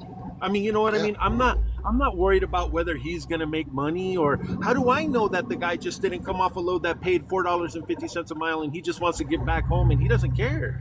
And to him, he's going to average on those 2 loads, $3.20 a mile. You know what I'm saying? Right. I don't know that. You know what I'm saying? So, in the expectation that we have to be responsible for everybody else is just, to me, very asinine because, well, I started from nothing. Everything I learned, my dad's been driving trucks since I was born. The year I was born in '76, he got his chauffeur's license. Back then that's what it was called. And he's been driving a truck, and he drives for me now.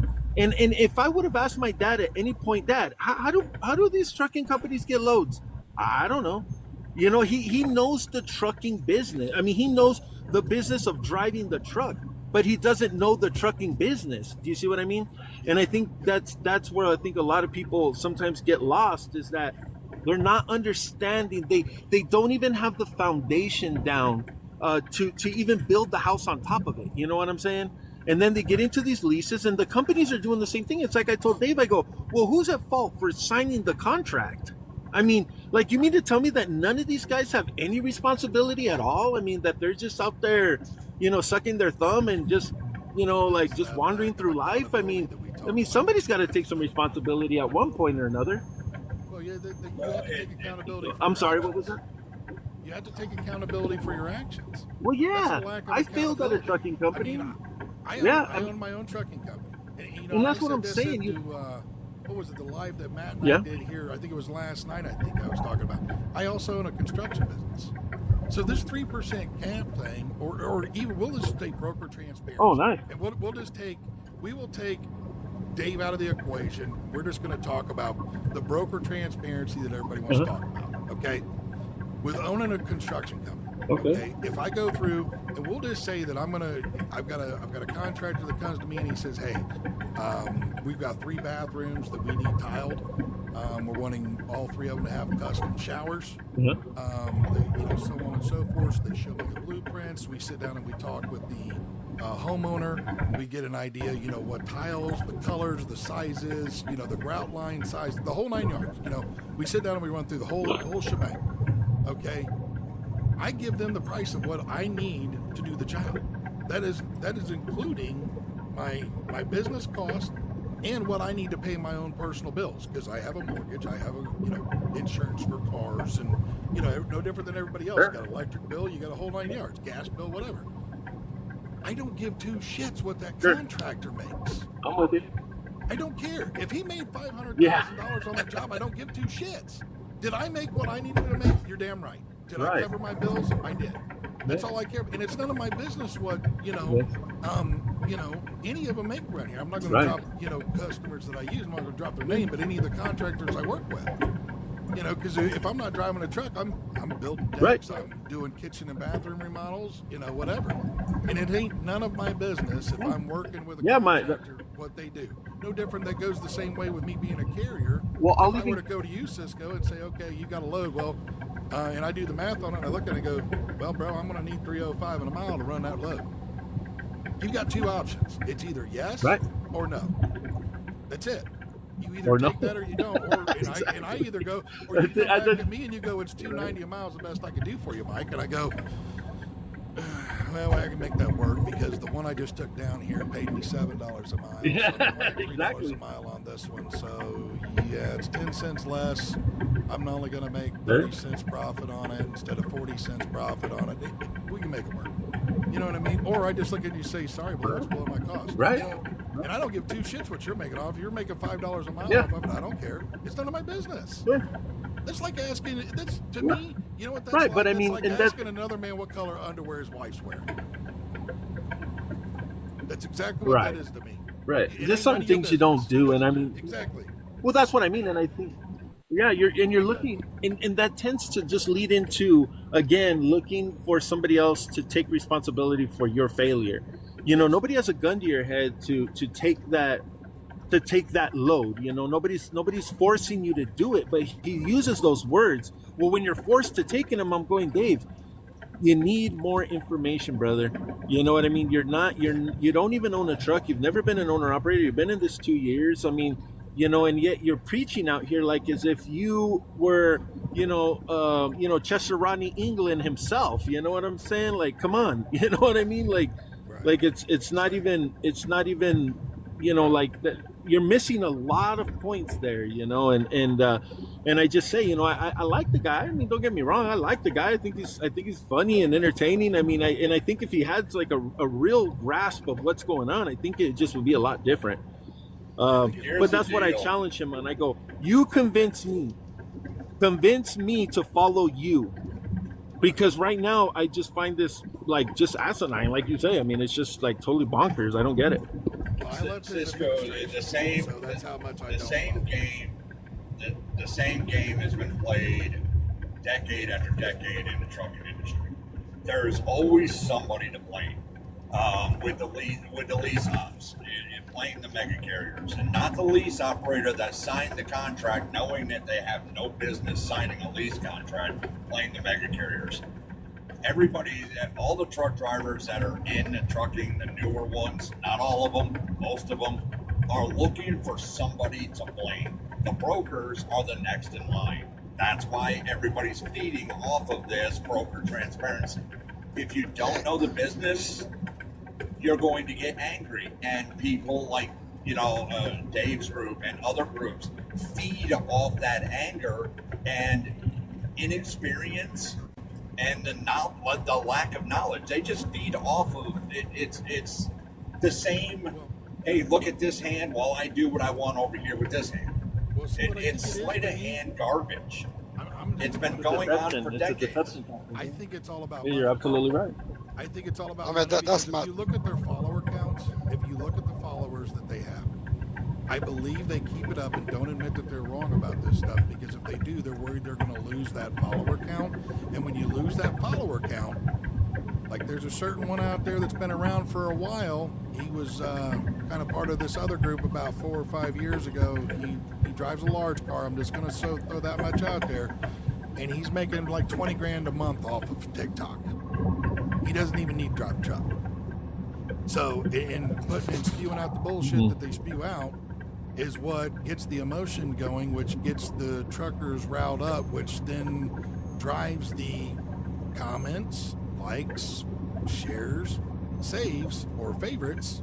And the more that goes on, and the more viewer count that goes on, and the more followers you get, the more money you make off of it. So I truly believe that's what it amounts to. You know, I think it's just all a money-making thing. I would say my big issue is like we all have a business, and if a carrier decides to pull a load for a carrier, as long as you agree for the rate, you have no right to bitching about how much you pay for it. Broker have a business to make, and if they make more money, they make more money. That's not on your business. I mean, think around. If a broker can complain too and say, why that carrier making $7 a mile, which another broker paying $8 a mile, it's not your fucking business. Sorry for cussing, but it's really annoying. It's really annoying as crap when carriers complain that they are cheap load freight. You did it. I did not. I never pulled cheap load ever. So you did it yourself. This is an age of technology. Now, I did this. I used to do this and still do it to this day. There's a notebook that sits right beside me. Cisco, I've never pulled a load from you. Hopefully one day I'll actually pull a load for you, and you'll make the notebook. You really will, because every broker I've ever worked for is in that notebook for the last 20 years. Whether I've worked for an individual or I've done it as an owner-operator, they're in that book. And there's a star rating. And if there's a minus sign next to your name, I will never pull a load for you again. Damn right. It's because either the rate was so ridiculous, knowing that the rate, it could have been a lot better. Yes, did I take the load? Absolutely. Right. That's on me. But I rate the things on whether the broker's willing to work with me, whether, it's not a one-time thing. The second time around, let it reaccommodate, and the load rate makes up for the previous one. But you keep records. That's just smart business. Most definitely. Know who you're dealing with and rate your records. The broker's got the same record book. They're looking at a computer screen going, okay, you're in my top 10. You're in my top 10 trucking companies. Absolutely, I'm going to work with you. Let's see if we can get you a better rate on that. But if you're in the 99th percentile out of 100, they're going to look at you and go, well, I'll give you $1.50 because I don't trust you to get the load there on time. Right. That might. Right. No, yeah, most definitely. I think that's absolutely right. I mean, it's common sense. Trucking's about doing the right thing, and you have to be able to take care of yourself. And if you don't have any accountability, then for your own actions, then you end up in the same place most of these truck drivers are right now, following somebody that has no idea what trickle-down economics are, has no idea what brokerage do, or the history of brokerages, has no idea about the history of trucking or anything about trucking. They're just yes men. Right. And they're feeding. The main thing, let me check about how many owner-operators know their number, know how much is their minimum cost.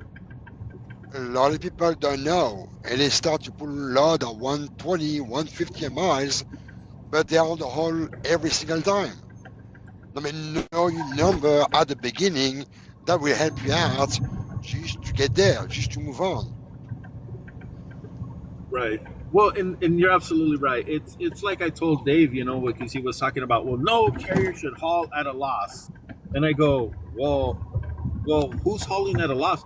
I mean, when you look at it on a time span, because I tell them, what time span are we talking about? If you're talking a load by load by load by load, I can understand that. But if I take a monthly average of all the loads that my trucks pull during the month, and that number is above my operating expense, did I pull at a loss? Well, no, I made some money. You know what I'm saying? I mean, not every load is going to be that, $4 a mile load. Do we all wish it would be? Well, yeah, but again, now we're talking about economics again, supply and demand. You know, sometimes there's a lot of demand in an area, you're going to get better prices. If there's no demand in the area, well, the prices go down. I mean, that's just kind of the way it works, you know, but you want to, you know, position your trucks in places where, you know, you're going to get a better rate to make up for that load that maybe didn't pay what you wanted it to pay. I mean, you know, just take it on a monthly basis. I mean, hell, I mean, look at it at a yearly basis. You know, what was your yearly average? I don't know. I mean, all I can say is that sometimes people do things that where they're not necessarily making money at that present time, but they're going to make money down the line. And I think that's just business in general, because I think if you open a restaurant and you invest $70,000 into a restaurant, well, how long is it going to take you to get that $70,000 back and then start going, now I'm making a profit, now I'm doing this, you know what I'm saying? Because you still got to pay yourself back. I mean, you still got to make that money up somewhere, you know? So I mean, business is long term. I mean, you got to look way down there, you know? This is I want to buy 3 more trucks, you know? I want to maybe get another customer. You know, I've been blessed. I got to admit, you know, I've been blessed to really understand what customers are looking for, understand what their needs are, and being able to do that. And they want to work with me mostly because I have assets. I'm not just a broker. You know, and I can understand the pain, because I'm going to tell you guys right now, if you think I'm making a lot of money with my trucks, bullshit. I'm not. I'm hurting with my trucks. You know, they're hurting too, right along with everybody else. But the thing is, it's like you were saying, Mike, well, I got a construction company and I got some, but see, now you're opening other doors to where now you're going, see, that's a businessman. And that's what I told these guys. I go, how are you in this business for 36 years? One of the gentlemen on the panel, 36 years he's been driving, doesn't have not one direct customer. How is that possible? Well, Like, what are you doing? Like, what? I mean, to me, that there's something wrong. Well, this is where Because they're not. That lack of business acumen. That's what that amounts to. It's a lack of business acumen. This is where, so when people ask me, and I have buddies that call me because they have other guys that they drive with or whatever, and they're like, they're thinking about buying a truck and going out on their own and everything else. I'm not going to lie to you. The first thing I ask them is how much money you got in the bank? And they go, well, why is it? I can tell you right Nice. now. I love it. I just had to put a $50,000 engine in my truck at the beginning of the year. I was off work for 3 months. Okay, my bills account for about $10,000 a month. So do you have $80,000 sitting around in your bank account right now? Well, no. Yes, sir. I barely got 10 grand. This isn't a passive income business, man. No, and I'm like, look, dude, if you ain't got $80,000 sitting around to just go play with, you don't want to do this, because all it's going to do is stay out. You're not going to go. Yes. You're not going to go through, and you're not going to come in and go buy yourself a $15,000 truck, because this is the one thing that I disagree with Chris over Blue Ribbon. Love the guy to death. He's intelligent as the day is. Oh, hey, I'm with you, Mike, 1,000%. I disagree with him on the same thing. That $15,000 truck, and I yes. want to go spend this money in it, bro. I hate. I look at the game of numbers. Okay, I'm with you 100%. Those older trucks are more likely. I am buying to brand have new trucks right now, Mike. I'm buying brand new trucks right now. I get it. But see, this is the gamble. And trucking's a gamble as well. Yeah, because that's what's because making me you money. just don't know. You just don't know. You know what I mean? Like, my buddy, he went through, he bought a 99 FLD Classic. It had 1 million miles on it, had an N14 down in it, never had a problem out of the engine.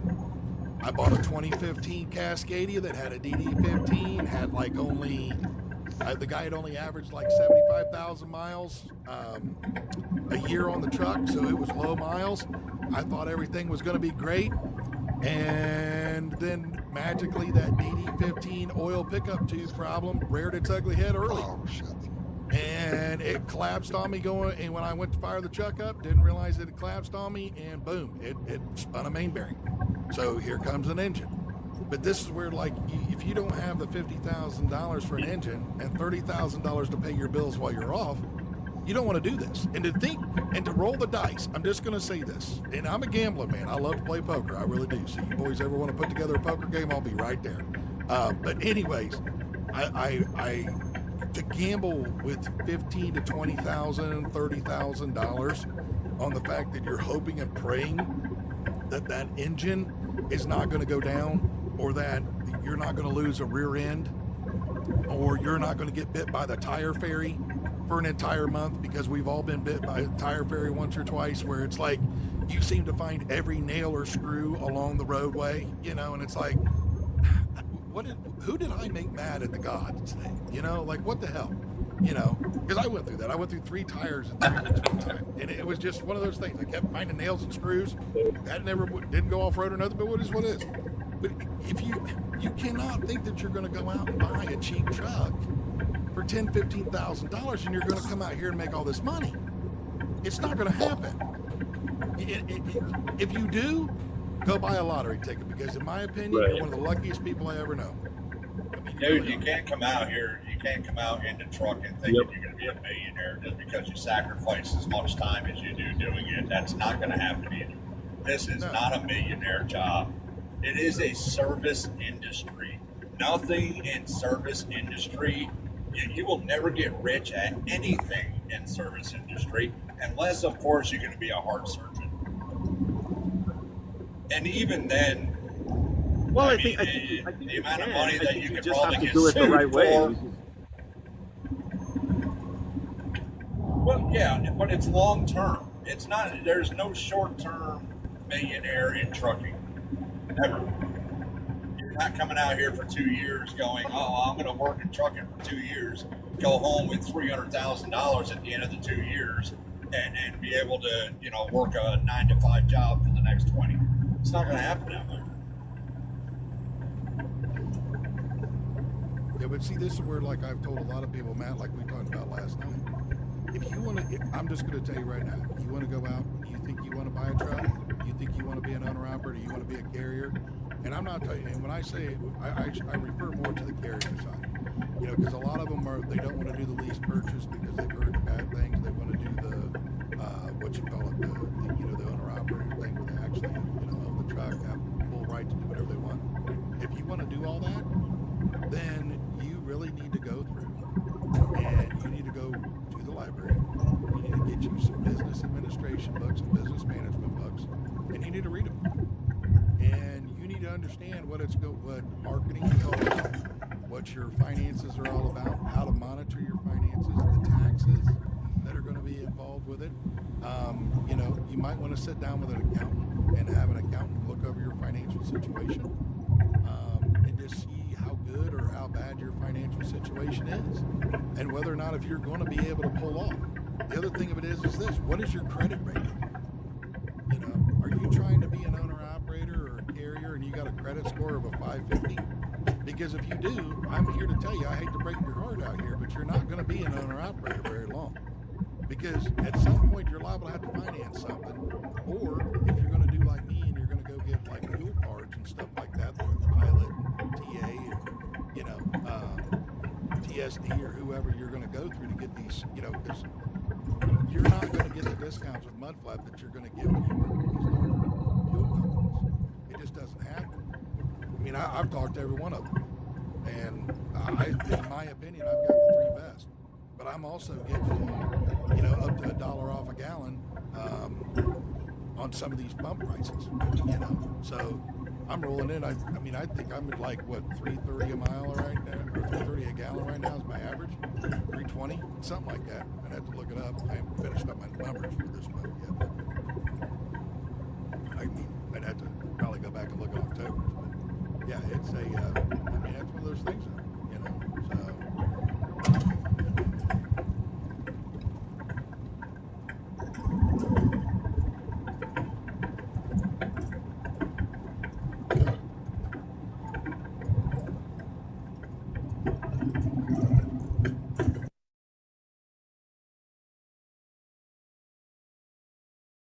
I didn't get quiet. Oh my gosh. That feels good. Well, I was just going to say, we finally got quiet, it looks like. Wow. Oh my god. Yeah. Well, I saw it, Matt, but that was hell. Oh, Cisco's must have got it. He dropped and must have had a malfunction on the, there he is. Yeah, He's man. back now. There we go. But to make my point, Everything you do as an owner operator, if you choose to sign a lease, a dumb lease, that's on you, that's not on them. If you decide to pull a cheap freight, that's on you, that's not on them. If you complain because the broker don't pay you, that's on you, that's not on them. It's a game. I truly believe at the free market we have right now, if you decide to go to Florida, you know exactly the freight will be cheap. So what I'm doing, I pull partial out of Florida. I don't pull full load. Change the way you see the business. Like I told you before, I got a forklift on my truck, on my trailer. I got plenty of straps. I got lock bar, load bar. I got everything else I need because I like to pull partial on the dead zone, and I'm making sometimes way more money than the load I bring to Florida because I open my business to partial load. It's all the way you have to do the business. It's not just jump on the truck and drive. And after that, complain about everything. You know what you signed for. Yeah, well, that's true. I mean, that's but that's the biggest thing about it all, really, is that it's that knowledge of business. Do you know what? Do you know? I mean, yeah, and this is the funny part about that. I look at a lot of it. I've put out some of my own personal videos. I put them out on our podcast here. If there's anybody out there that's a carrier and you're struggling and you don't know what your operating cost is, you need to reach out to me. I've got a spreadsheet. I'll give it to you. I'll help you fill it out. I'll help you figure it out. It will literally show you all of your costs. It'll show you what it's going to require you to haul a load to be profitable. It takes everything, including your driver pay, which driver pay is whatever you pay yourself, which is what you need to pay your personal bills. Those have to be figured in there. Yep. Yes, it will tell you this is what it takes to pay the truck. This is what it takes to pay everything. So this is kind of what you're being able to, this is what it's costing you per mile to pay yourself. You're paying yourself 40 cents a mile, 60 cents a mile, whatever. Right. And then everything after that is profit for the business. And that's where you need to be putting money and stuffing it away in the bank account for those days to when if something does happen, and you lose a transmission or you lose a rear end or whatever. I mean, I lost a rear end on mine. There was nothing wrong with it until I took it to the shop because I needed they could get me in right away. And they're like, yeah, we can do the pinion seal real quick. And I'm like, cool, I can go take care of what I need to take care of real quick. They'll get the pinion seal fixed for me real quick. As soon as we get done with both of these, I should be able to roll out and head to St. Louis for the load I got to pick up. Well, they put the wrong pinion seal in. So didn't know it. I went and picked the load up. It was raining. It rained the entire way from north of Dayton, Ohio, all the way to St. Louis, Ohio, or St. Louis, Illinois. Jesus, St. Louis, Ohio. St. Louis, Illinois. Unloaded the load, turned back around, started heading, went over to Madison out of St. Louis, picked up the load, started headed down to Bahia, Mississippi, and I made it to just north of Haiti Mo. And right there, I was about 10 miles north of Haiti Mo. And where that pilot is right there, everybody knows going down through Haiti there, where that pilot is, I was about 10 miles north. My rear differential temperature went from sitting right there at about that 175 mark to nothing. Oh, shit. And I went, uh-oh. So I pulled over real quick, and when I did, and I got out, because at this point it wasn't raining, I had oil from the back of my sleeper all the way to the tail of my trailer. Yep. And I was like, oh, shit. And I was like, well, it is what it is now. I mean, we're rolling down the highway at 75 miles an hour, no oil on the ring and pinion. So whatever damage is done, it's already done now. So we went ahead and drove it to 10 miles in, pulled in there to the pilot. Thankfully, there was a guy out there doing, he was servicing somebody else's truck on a repair. And I just happened to walk down there to him and was like, hey, man, you mind if when you get done here, come down and take a look at my truck for me? He said, yeah, where are you at? And I said, well, I'm that orange Freightliner right down there. He said, yeah, as soon as I get done, I'll be right down. And I said, I appreciate it. So he come down there and he looked at it and he said, yeah, man, he said, you're leaking all out and around this. He goes, I can see past the pinion seal. And I'm like, what? He's like, yeah. And I'm like, how are you able to seal past the pinion seal? He goes, I can see it. And I was like, oh, shit. He said, well, I'm going to run up. He goes, I might have one to shop. He said, give me about 15 minutes. He said, I'm going to go through. I'm going to turn around. If I ain't got one, I got to run to the dealer and get one. I said, I understand. He said, but I'll text you and let you know which way we got to go. Great. Yeah. He come back 4 hours later because he had to run and go get the seal. Comes back, gets the seal, pulls them out. They put the wrong seal in. Oh my God. It was a half an inch bigger than the yoke. Oh, shit. So it literally was it wasn't sealing nothing. Nothing. So I had enough. I asked him, I said, what dropping can I all the do? oil. Oh yeah, we put 6 quarts back in it. I went into the pilot, I bought 6 quarts of gear lube, is what it took to get, because when I stuck my finger down in there, I couldn't touch anything in the hole, So anyways, he tells me, he says, well, how far you got to go with this load? I said, well, I got to go down. It's supposed to go to Bahia. He said, look, man, he said, I got the right seal in there. He said, we've got oil in it. He said, but I'm going to tell you right now. He said, I wouldn't do anything other than go deliver that load and beat feet back north to home and get that thing in there, because you're going to probably need to do rear end. Everything that I'm seeing on the board cam, it's not looking good. And I was like, oh, shit. All right. Sure enough, went and delivered the load, made it back there. I'd already called my mechanic up here, told him what was going on. He was like, yep, as soon as you get back, Mike, we'll get you in. I was like, all right, appreciate it. Got back, pulled it in. 2 hours later, I get the phone call. You need a new rear end, sir. Oh, shit. Yeah. So I was down for the better part of 2 weeks on that. We had one option of a week to get the new guts in, or a week for us to just order a whole new third member. And so we just ordered the whole new third member instead of trying to rebuild it. I lost my abilities. I used to have a full locker, but we just removed the locker part because it was going to take 6 weeks to get a locker. And yeah, but I was down for 2 weeks. That cost me $6,000 to have that whole rear end, put a new third member and new wheel bearings and all that stuff in it. The axles were okay. Thank God for that. But yeah, right there. I mean, you're talking just the 2 weeks of being down and the $6,000, that was $11,000. Yep. And if you're going to step into this business and you think you're just going to make it happen without having any money in your bank account, and then blame the brokers or the lease purchase, the carriers or whatever that are doing this stuff, because you don't know the first thing about operating a business. You didn't do your research on what it was going to take for you to operate that business and what the cost might be. Ignorance does not excuse responsibility. It really just doesn't.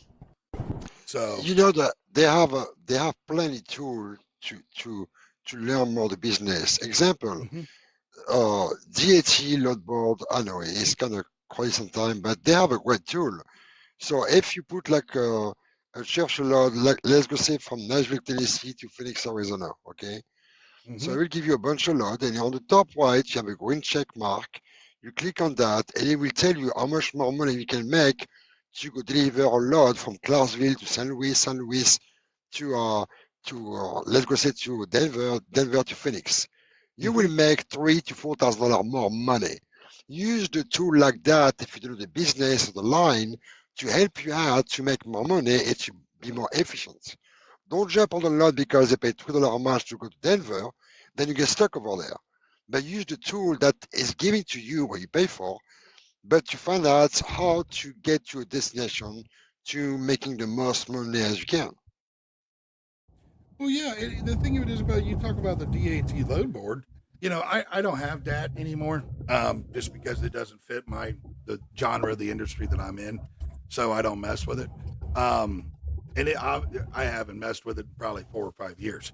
But like, I'm just going to say Bobby Loads. He taught me one here the other day that I've used and I've given to a few other guys and gals out there. Apparently now the DAT board has a tool in there that shows you the hot spots in the United States. It's Yeah, it's yeah. hot in Ohio. It's Yeah, I hot have that. or here in Yeah. Florida.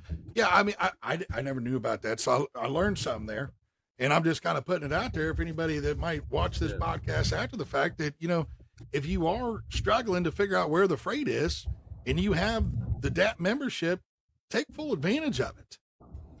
But see, this is where a lot of times I see someone, Yeah. they don't even know the difference. It's They don't an even take full expensive- advantage of it, though. What's that, Cisco? Right. It's an expensive. You have to have the premium membership part of that to see that and that. But Okay. it is a good tool to have if you're kind of, running. I'm losing you, buddy. Oh, You're yeah. breaking up there. But he's right, it costs $200 for that DAT stuff I'm talking about. But it's really helpful. You got to think about you spend $200, but how much more money you can make to turn around your business to be more profitable. It's huge. Look, So if if you're you're sweating $20 as a carrier, you need to get out of it. If it's only Exactly. $20 to do that No, it's extra premium, 200. It's $200. It's the Yep. same thing, man. Well, hold on. That's half a service. I If know. you're sweating I know. $200, you need to get out of the owner operator. I If know. you're sweating I know. $200, I'm here to tell you, all it's going to take is one nail on a tire, baby, and you're Yeah. done for the day. That's You know what I right. mean? If Yeah. $200 is where it's at, you're That's done. exactly what I tell carriers, when they get upset at me. Yeah, that's exactly what I tell carriers, and they're like, "Nah, man, you're making $500." They're going, "I'm making $200, making $200 on the load." You mean to tell me that $200 is going to be the defining factor of whether you're going to stay in business or not? You better just sell your shit right now and get out of it, man. You're done. Right. Like you're finished. Right. Yeah, you can't. You can't. Yeah, if you're sweating that little bit of money, you're done. You're done. Yeah. There's no coming back from that. Really. Yeah. I mean, you Well, might by the That grace of God. that board for me.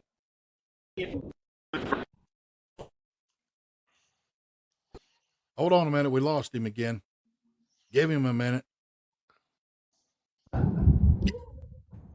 Sorry about that, man. You're all right, buddy. You're all right. That's all right. I said, hold on, everybody. Let's give him a minute.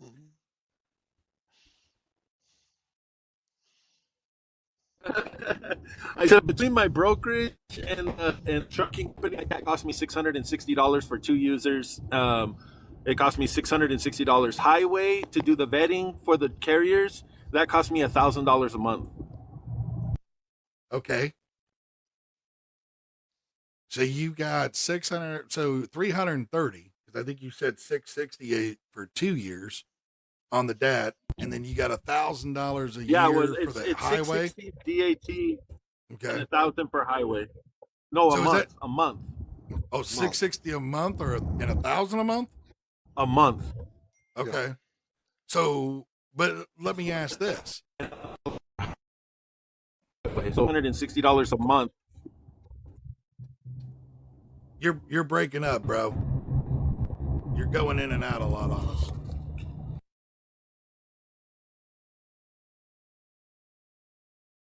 Yeah, he's in and out, in and out, in and out.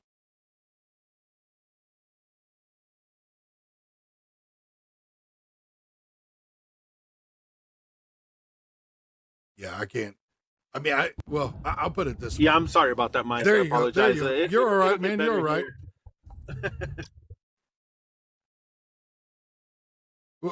So, Go ahead. I can hear you just fine. I know I'm Right. going in and out. no, It's you're just fine. Well, scary what I I'm was in just right gonna, now. what I was gonna say is that's all business expense, regardless of whether it's 1,000 or 600 or whatever. It's a business expense, and we all have business expenses. I mean, we really do.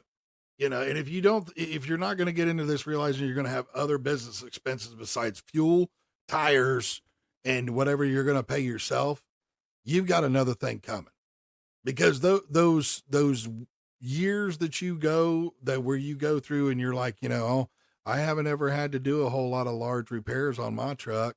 It's all just been like brakes, tires, and oil changes. That's all I've had to do for the last 2 or 3 years. Well, I look at that when I go, so if you went through and all you've done is brakes, tires, and oil changes for 3 years, and you've drove around on some of the same roads that I've drove on, what do your shocks and springs look like? I'm just kind of curious. Because I can tell you right now, Right. when I bought my truck was straight as an arrow. 5 years later, I literally just had to spend $6,000 to get my frame straightened. Just because that Wow. it was both side sway and twist. It was that bad. I mean, it was. They put a level back on Did the you have an dovetail. accident, or is that just from the road? That's just from the road, bro. That's just from the road. No accidents, no nothing. I went up there, and I wasn't the only one.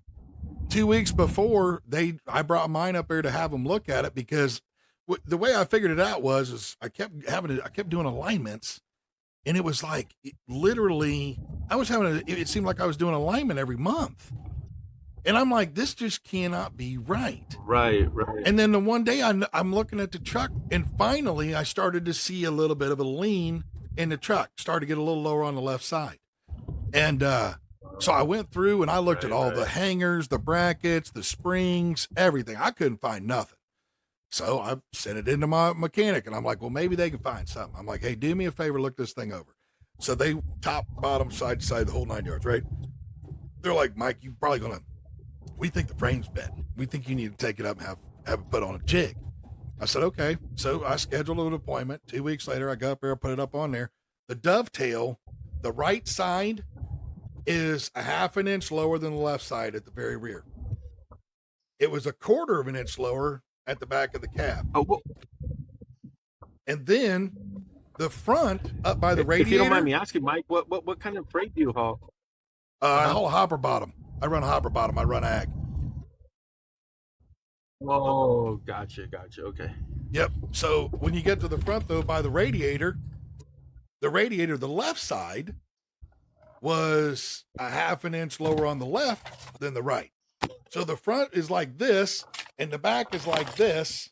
And then when you look down it on side sway, and you were standing on the left side, the front was here, and it went out to the right in the very back. So not only did it have twist, but it had side sway. So yeah, I went through and I was like, they wound up, they were like, man, they called me at one point. They're like, look, doing this, it usually hurts your torque arms. You want to put new torque arms on it? Well, hell yeah, I do. You know, and I'm like, you know what? Matter of fact, while you're at it, let's go ahead and do all the bushings on the springs. Let's get all new bushings put in there. Let's get all the new torque arms put on it. I said, if there's anything else that you guys see, and they were like, yeah, we'll get it done for you. They called me up, and it was about $6,000, and that's just damages from the road, you know. And we all know if you've been driving out here over the last 3 or 4 years, and I live in Ohio, so I go through Kentucky and Indiana and Michigan, and it's just, I mean, it's atrocious. You know, of course, hell, when I was up in New York here just last week, I'm up on the toll road up there, and I'm sitting here looking the amount of money that I spend to have to drive on this son of a bitch. Right. This thing should be as smooth as glass, you know, and instead I'm over here looking like a drunken sailor, if you will, because I'm weaving in and out of the potholes that could, you know, blow out a tire. It's like, huh? Like, you know. You see what happened to me last week, you know, with my steer? Yeah. I'm sure it was a kind of horse until I got on the highway. Fucking lost my steer. Completely, the tire's gone. Yeah. It's those highways sometimes they're stupid, man. Yeah, I have a 2024, the T680, or 2023, and I'm doing alignments on that one. Like, I've already done 2 alignments. I'm ready to kind of like go, like, well, what you're telling me kind of, it worries me a little bit, but the driver just keeps telling me, he's like, man, this thing just won't stay in alignment, you know, and I mean, and this truck only has like 280,000 miles on it, you know what I'm saying? So I'm just like, shit, like, so I know Rocky was saying, I don't know, you know, Rocky. Yep, I know Rocky. Chris is really intelligent man. Yeah, yeah. He's well. Yeah, he is. He's very. He does, and that's where I'm tempted to kind of get a load down to Jacksonville and, you know, take it to him and just have him, you know, take a look at it and see what's going on. I'd highly recommend it. I would highly recommend guy. is Chad in Kansas City. Oh yeah, I've heard of that guy. I did my alignment on my truck last. He's an amazing guy. He will explain. Actually, he will show you exactly what's wrong with your truck and why your truck putting right or left or what tire is. He will show you exactly. He will teach you. He will show you on spot what happened to your truck and what this need to be changed, the bushing or whatever it is. He Well, is a magic man. I will tell you this: if you really want to know, obviously we all know when you put your truck up on an alignment rack, it's level there. And I'm talking about just for the 3-axle alignment. Have them Right. put or take a 4-foot level with you and put the 4-foot level across the frame rails. Across the frame rails, yeah. And if you Yep. put it across the frame rails at the dovetail at the very rear and you're out of level and you put it up by the sleeper and it's out of level there, you might as well tell them, don't mess with this. Go get the frame straightened and the twist pulled out of it. And then most of those shops, I've never seen one that didn't. They'll get your frame aligned and then they put it on a 3-axle alignment as well. And that's Right. that's what you're going to have to do.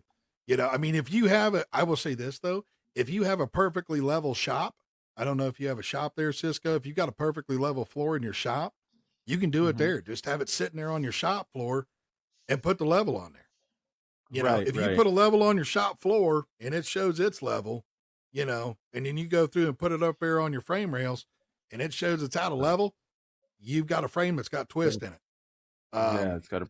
Now you're scaring me, Mike. See, I didn't get on your I'm live not for you try- to scare me. Bro, I'm not trying to do that, dog. I promise you, man. I don't want to see bad on anybody, dog. I really don't. That's just not how I roll, man. I you know what I'm saying? I I'm really gonna don't. wake up at 3:00 in the morning going, Man, twist." don't do that. Don't do that. Don't do that. God, between you and Lily, now I'm gonna wind up in Leavenworth. She gonna be president. You gonna be vice president. Both you guys gonna come find me. You know, this guy Cupcake. We're gonna get him back. Trucking, man. Yeah. That's one of the problems. You know, that's one of those things when you go through and you these roads. You know, but this is all part of being a business owner. This is all part of being able to. You got to look ahead. You got to plan ahead. Do you have the money to fix this stuff?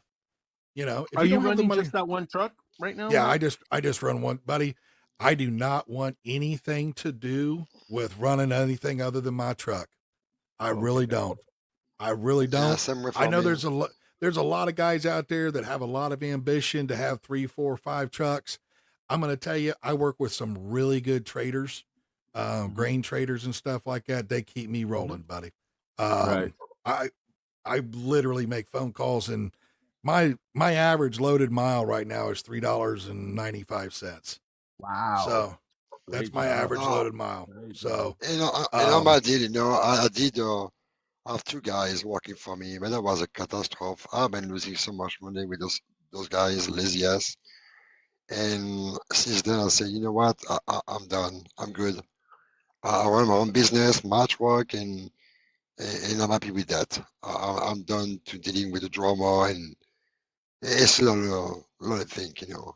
Especially when Right. you take so the guy, the family member are the worst case, you know. And when they want to run only for make they pay their bill, they don't want enough for your business to be good. So yeah, Right. I was done with that. Yeah. Yeah, and the thing of it is, I don't want anybody to think that because I'm saying what I'm saying on the mileage, that just happened overnight, y'all. It's literally, I'm not going to lie to you. It's Thanksgiving week.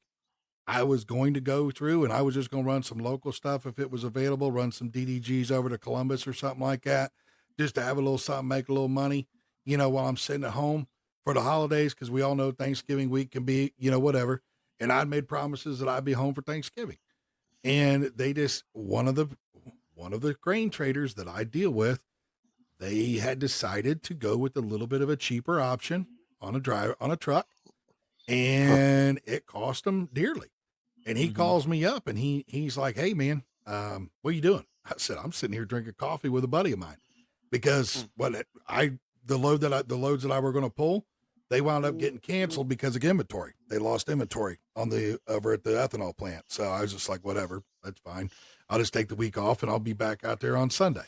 Cause I got a load that's paying over $3 a mile that goes from where I'm at here down to Houston, Texas. So anyways, I go through and he calls and I'm like, so what's going on? He says, well, this load's coming out of Michigan. He goes over to New York. I said, yeah, okay. And he says, so what are you looking to pay on this? And he says, well, it was paying 80. And I'm like, bro, that's like a 220-mile bounce for me empty, right? He goes, Mike, I understand. I know you need to be profitable. I said, okay. I said, let me see if I can find something coming back this way out of New York. I said, because if I can't, and I break this promise, you're not ever going to be able to get to call me again, because she's not going to be happy with the fact that I miss. So I said some other things, but I don't want to get us in trouble here in wonderful TikTok land. We all got a good laugh out of it, but because I like to joke around a lot. But anyways, go through and he says, I called him back. I said, look, bro, I can't find the one load they had. They already sold it. It's what I found on the board. I said, buddy, I'm going to have to bounce back empty on this one. I said, I can't see it happen. He says, what would it take to make it happen? And I said, well, my cost is here. This is what it cost me to run all miles. This is my cost. This is my break even. My break even is $143 a ton. And he comes back at me and he says, well, I know you need to make some money. And I said, okay, so what are we talking? He said, let me see if I can get them to approve it because I know you'll get it there. And I was like, okay, because it literally had to be picked up. He called me at 2:00 in the afternoon, and it had to be from Coldwater, Michigan to Binghamton, New York before 7:00 in the morning. And so he calls me back and he says, yeah, we can do the 150s. They'll approve that. He said, so what are we talking? I said, well, 159's in the 150s, bro. As a joke, just joking around with him. You know what I mean? He said, sold, done. It's on your way. And I was like, he's like, so when are you going to be there? And I said, well, I got to get in the truck. I got to drive up there. I got to get washed and I got to get loaded and I got to get over there. So hopefully they can get me loaded in a timely fashion. Cause sometimes if you got a couple of trucks up there, it takes a little bit. You can sit there for about 3 hours. And, sure enough though, I got up there and I was sitting over there in, Binghamton, New York at, 4:30 in the morning. So it was 856 miles is what I drove. So, yep. Great. Ran her straight in. But this is the kind of, if you give good service and you take care of your customers, and when they call you, you say, yes, I can get it done. That's what happens. They take care of you, and I didn't, and they know that I'm not going to try to, jerk them around over there. I literally told them, this is what my break even is. And they know that I got to be profitable so that the next time that they call me, I'm still in business so that, you know what I'm saying? I can go run another one of those loads, and but that's what you got to do. That's absolutely right. I mean, I have a customer just then, like about 2 weeks ago, told me the same thing. He's like, hey man, Francisco, I got a carrier drop or, broker's carrier dropped out on me on a load out of, Fort Smith, Arkansas, chicken load. Do you got anybody close by? I said, look, I got an empty truck of mine right now sitting in Houston. That's about the closest truck that I have right now in hand. You're calling me at 6 p.m. I go, that's all I have. He goes, how much would it take to get them up there, pick up that load and take it into Arizona? And I was like, I don't know, man, just give me $2 a mile on all miles and I'll help you out with it, man. Since this guy gives me, 5 loads a week, you know what I'm saying? Right. And he gave me $2 a mile on all the loads.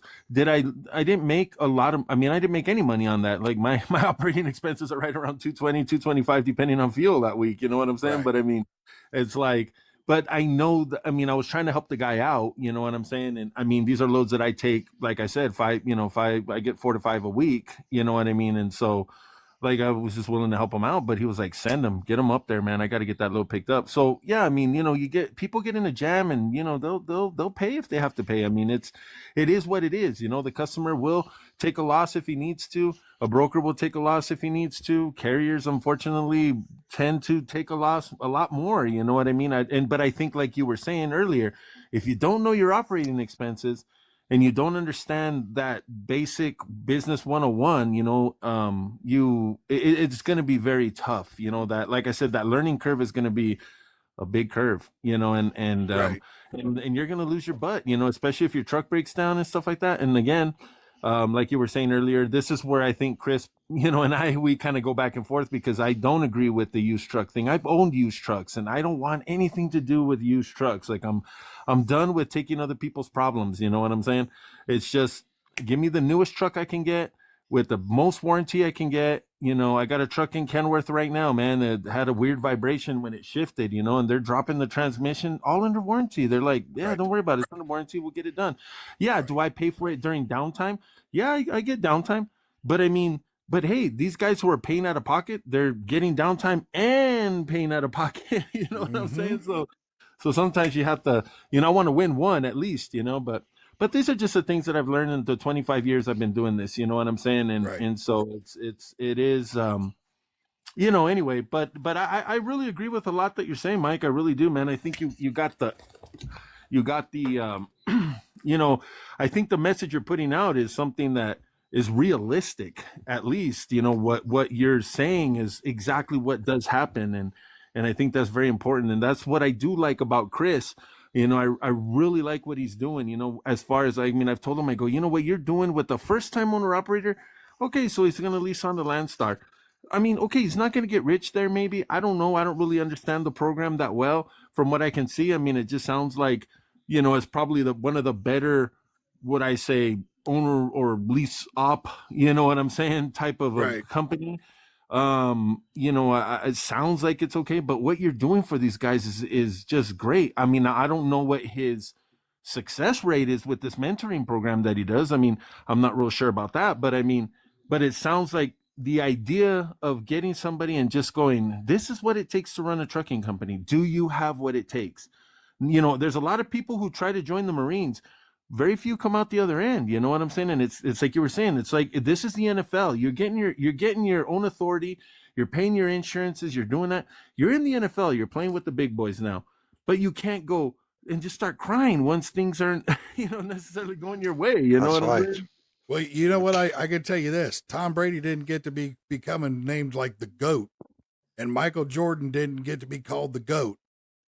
Which I know that last one was probably very controversial because I know a lot of people are in love with LeBron James, but I'm just going to stand on all 10 toes. Michael Jordan is the GOAT, baby. Yeah, anyways, yeah, exactly. I watched that boy play, and I'm going to tell you what, that man was something else. So, yeah, he was doing things with the basketball that just made your head spin like, huh? Yeah. So, yeah. But that was back anyways. So, but yeah, that's one of those things. So you just, you cannot, everybody doesn't get to win. And I know that's what a lot of this is they want everybody to win. And I'm here to tell you, not everybody gets to win. It just doesn't work. That's not reality. This is called look, life is hard, and I'm going to take one out of Rocky 5, it's not about how hard you get hit. It's about how hard you can get hit and keep going. Yep. And that's what it is. You know what I mean? Because and this is, again, like you were saying, well, I don't want to do anything, and that's fine. Like you saying, hey, you know what? I don't want, just to hear you say, I don't want to have multiple trucks. I get it. There's times where I wake up and I go, what the hell am I thinking? Why do I want all these problems? You know what I mean? Like, what am I doing? But there is something in me that this is something that I've always wanted. Now I'm trying to figure it out. Trust me. Mike, even with the time that I have, nobody has come to me and go, hey, Francisco, come over here. Let me whisper in your ear, and I'm going to tell you how you can get 40 trucks. Come here. I'm going to tell you exactly how to do it. Nobody does that. Everything I'm doing, I'm learning myself. I'm asking for help from nobody. You know what I'm saying? Except for the banks to finance my trucks. You know what I'm saying? Right. I mean, and that's it. The bank to give me a line of credit. I opened a brokerage. I've gotten some customers because I'm going like, well, okay, the broker's getting this, maybe, hey, you know what? Maybe that's where it's at. You know what I mean? And I'll do that. And once I started working with the direct customers, my whole world just started opening up into a different place. And now that I'm far into this, I look backwards and I go, holy moly. And I hear these guys and I go, geez, I used to be you at one time. I was you blaming the broker for taking all the money. And then when I started working with the shipper and I go, oh, that's the devil. Damn right.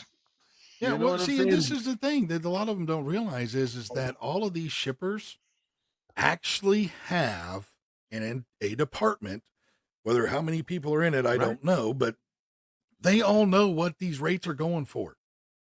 If you think they're not tracking what they're paying over the last weeks, months, years for these lanes that they run their product through, whether it's, you know, the shipper that's paying to have it sent to the consignee or the consignee's paying to buy it and have it shipped to them, they all know what they're paying. They know what they know what the fuel costs are. They know what the average costs are for a truck, because I know a lot of people, and look, we don't like the ATA, but I'm going to tell you right now, the ATRI, I understand if you can take the reports that they give and you can do your own research with that, you can get pretty close to the real numbers of what these average costs are for these trucks. You're absolutely right. If you can go and pull the 10K reports from the publicly traded companies, and you can go pull the other reports and stuff from the FMCSA and stuff like that, no different than like I just did today, because I heard all this bullshit about that there's been 1.8 million carriers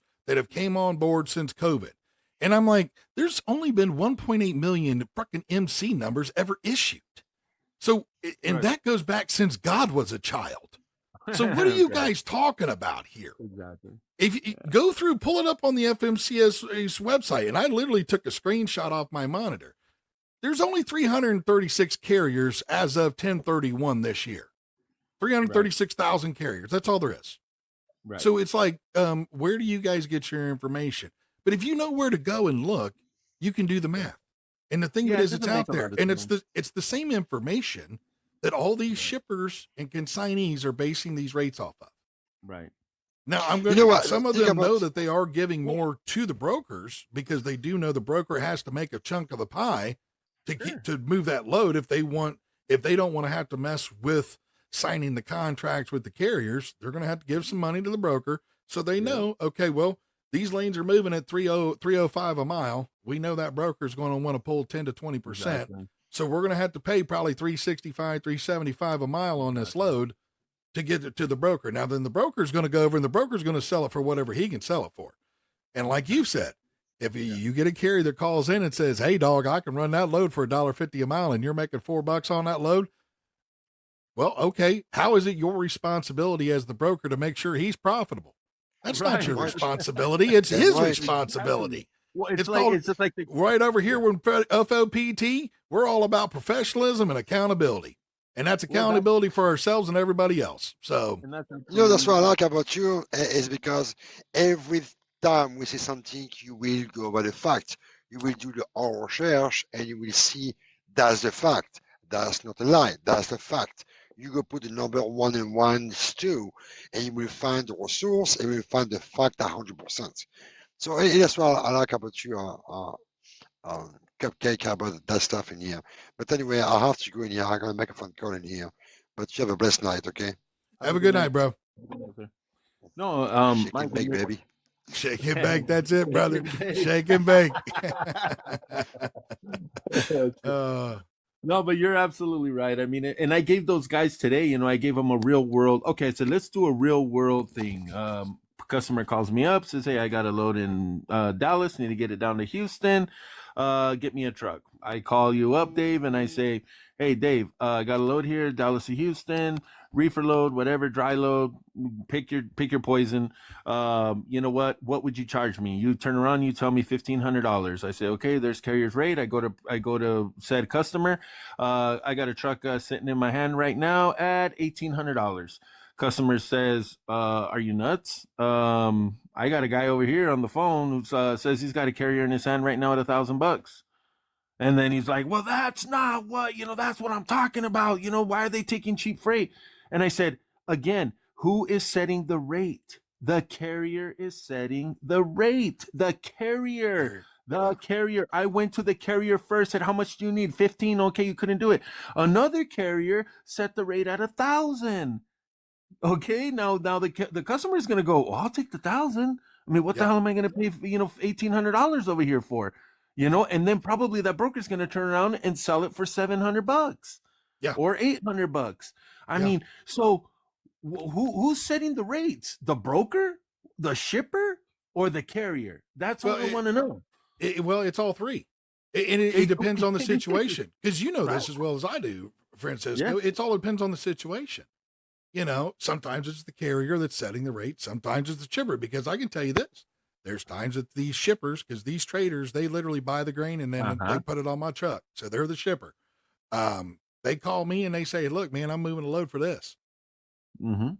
I'll take that all day long, Right. you know, because it meets my criteria. I know what my criteria is. I could put it up right now, my spreadsheet. It's right here. I could put it up right now as my backdrop, show you everything that it is, you know, and it's very simple. You just got to put the information in. But the thing of it is when you got these other guys and gals that they don't know what they're doing, they bitch because they take an unprofitable load and they don't realize it's unprofitable until 3 months down the road when the bank's knocking on the door saying they're going to take their truck. Right. Okay. That's the Right. problem they have, is that they're not monitoring their stuff. But Or to it might back have on been it, profitable. It might have been profitable. Like I was giving you the analogy Yeah, it before. I could have mean, if the been. guy was taking a $4 But you mile don't know. load and he's going to take, you don't know. So, You I don't mean, know. you can't group everybody under the same umbrella. I mean, everybody's doing something different. And that's what I go, don't mistake the fact that everybody's pulling a trailer down the road means that we're all doing the same thing, because we're not. We are individual businesses at the end of the day, and with different overheads, different, I mean, just different situations all the way around. I mean, some of these guys out here are big spenders. Some of them pinch pennies. I mean, we could go all day long with this. You know what I'm saying? And I think that, and this is, I guess, what my main focus was with these guys in the morning. And I'm sorry, I don't mean to go back to that, but I mean, my thing was just, if you're going to say these things and put this information out there, like if it's, like good information, if you would, It's not. It's you chat gotta- GBT information, it is, unfortunately, and is that's, what it is. gosh, man, I just go, this is again the blind leading the blind, and you're just like, and I don't know, I just couldn't get it, just like, it's just hard, like it frustrates me, because I'm just going like, are you really there to help them, or I mean, and then and then I've had people go, hey, you know what, I think this is just for likes and shares, like you were saying, and I go, well, I could see that. If that's the case, okay, cool. At least it's that. Like, it's not even real. Like, this isn't real. You know what I Well, mean? so Like, the reason why I say it is because, look, I've had the conversations, okay? I've talked with a lot of these guys, and I've had the conversations. I was around when NADRA started back, and I was in the freaking shadows. I wasn't part of the 20-person roundtable bullshit that they did. okay. You know, I wasn't part of all that nonsense. I was around, helped out, gave ideas and stuff like that, but I wasn't, no. And the reason being is, I'm going to tell you right now. Oh, speaking of, here's Matt. Hold on. He must have finally got done doing what he was doing there. But the thing of it is, when you go back to, and you look at a lot of that stuff, they're only doing this stuff because back then they got a platform. Okay. And then they're using that platform now to make money off of it. And that's what it is. Okay. Think about it. When you go through, look, I'm going to tell you this. Vince, good guy, I think, but he's not out for the truckers. You want to know how I know he's not out for the truckers? He's making all this money off of TikTok, and it's only going to his family. Okay? I'm going to tell you right now. You want to know where any money that we make off of any of our monetization, it's all earmarked for a trucker relief program. 100%. Okay. The trucker relief program, we're literally in the development stages right now, but it's literally written up that 100% of all social media monetization goes through to a trucker relief fund, and that trucker relief fund is going to go through and bring truckers home that get set outside, that, when the companies go bankrupt and they shut their fuel cards off and these boys and girls can't get home, it's going to be there to help them get home. It's also going to be a fully transparent one, kind of like Final Mile, to where that if there is a individual that passes away, unfortunately out on the road, we get them home to their loved ones. That's awesome. That is awesome. So it's 100% of all monetization. And the thing of it is, over here, man, we're fully transparent. We're fully 100% self-funded. None of the money that comes in right now is just from our pockets. Nice. And then we go through but this is where we're out to help the truckers. unfortunately, there's most of them out there aren't. They're not trying to educate. Right. I actually talked to Vince on the phone the day before yesterday. The day before Thanksgiving, he called me on the phone, and I was talking to him for a while. And I was kind of telling him the same thing because I just sent him my number. I said, "Hey, why don't you give me a call sometime if you ever, you know?" And I got him on the phone, and I told him, "Brother, you know, I mean, I just, you know, I'm just kind of, I'm a little disappointed, man. You know what I mean? To be honest with you, man, I love what this, you know, I love this industry. I love what I do. I mean, my dad's done it, like I said. I mean, I was raised in this industry, and you know, we talked for a while, and he told me, man, he's like, you know what, Francisco, I really would like to be a broker. You know, I'd really like to learn about that. You know, I'd really like to. Yeah, I said, well, there you go, That's a start. You know, it looks like a start and kind of taking a step in the right direction. I mean, you know, because all this other stuff that you seem to be, you know, standing for is just, it just seems to me to be very counterproductive for the industry. I really do. I mean, because it doesn't help anybody today. What are we going to do with what we got going on today? See, this is the problem, though. The thing of it is this: you're right in the fact that it ain't going to do no good. All this bill writing and act writing and all that nonsense. Like Audrey and I have had many a conversations. Yeah. You know, I was talking to Audrey before all of the blow up happened with Dave. Okay. And we've been on the lives and stuff. I mean, I think I was on a live with you and her the one time, and saying basically all the same stuff I was saying now. And Audrey's literally, you know, I understand it. I get it. I remember what I learned in government class. Okay. And so with learning what it is and remembering what I learned in government class, if you go through, like right now, I said it last night, and it's because I was doing research yesterday, and that's the only real reason that it's on my mind, is that literally the HR 25, which is the Fair Tax Act, which is something that you could probably get 75% of the nation to behind, and I'm talking 75% of 330 million people, okay? We all know that it's going to, yeah. So, and this is what it does, is it basically repeals income tax, gift tax, and inheritance tax, and capital gains tax. It removes all those. Nice. It's been sitting in Congress since the 3rd of January this year. It's just been sitting there dormant. And if you think that bill that would be backed by probably the mass majority of Americans ain't getting no traction, this nonsense that's written by ChatGPT that's going to be found out as soon as you stick it in somebody's hands is going to go somewhere, you've lost your mind. You've lost your mind. It'll never happen. Because they're going to look at it and they're going to go, that ain't, no, sorry, have a nice day. And the other part of it is this. If you think going in there and shaking hands with Ted Cruz or Sam Graves or, you know, AOC or any of the other, you know, Mitch McConnell, any of them that are in there, or Jim Jordan, if you think shaking hands with any of those boys and girls is going to do anything for you, it's not. It's a photo op. They're going to shake your hand. They're going to smile at you and say, hey, it was good to meet you. Thanks for coming in. You're a truck driver. You're keeping America moving. Have a good day.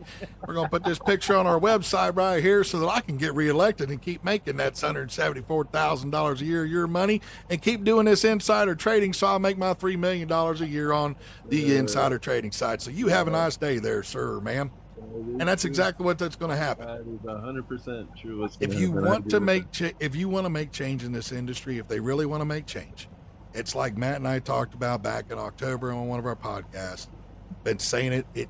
Go back to the 70s. If you want to make change, you have to go to your local level. You've got to get your communities behind you. You've got to get the men and women that you see every day, your neighbors, your husband, your wife's coworkers, your family, extended family behind you. You've got to get changes with local government. You've got to get changes with the state. And move up the ladder. attorney, Yeah.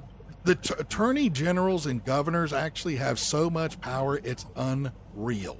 If you go and do the research, they have a crap ton of power. Look, if people don't believe me, go back and look at how we got gay marriage legalized in the United States. It started by having the states make the changes. Right. It finally got to the point to where the federal government said, fuck, now we got to admit we were wrong. Well, you know, because, and that's you know, what the 42 marijuana laws 42 are going down states, that- the they're same going down thing. that Yeah. Mary Going down Jane the is same right path. there too. Yep, that Lord's lettuce is right there too. And it's going to happen because eventually you're going to get to where it's like there's 42 states or something, whatever it is. And the federal government's going to go, oh, shit, now I got to admit I was wrong again on that one. You know. And you cannot get any any of those 537 people up there, you will never get to admit they're wrong. And that's all the way from the president to the cabinet to every congressman or woman or senator that's in there. That's like working with exactly. a mechanic. Try to get them to say they're wrong. Well, I will tell you this. I've worked with a few of them that have said they're wrong, and they're some of the Have best they? damn mechanics Yeah, you'll ever meet in your life. You know, they are. But that's one of those things. There's only so many of us that are here in that are the cream of the crop. The cream rises to the top, buddy. You know. They're- But see that, you know, to go back to talk about your I wanted to say this one thing. You were talking about the new trucks versus the old trucks. I had that same conversation with my buddy. He had that 99 FLD Classic, no emissions to deal with or any of that stuff. Sure. And he wanted to go buy a new truck. And I said, buddy, this is what you're going to look at. You're either going to make a low truck payment and pay for maintenance that's a little higher, or you're going to pay a higher truck payment and lower maintenance cost. And it all works out. And he goes, man, you really think so? And I said, I'm just telling you what you're looking at. And it's literally worked for the last, when did he buy that truck? 6 months ago? 7 months ago? And over the last 7 months, it's held true. He has not had to work on that truck hardly at all.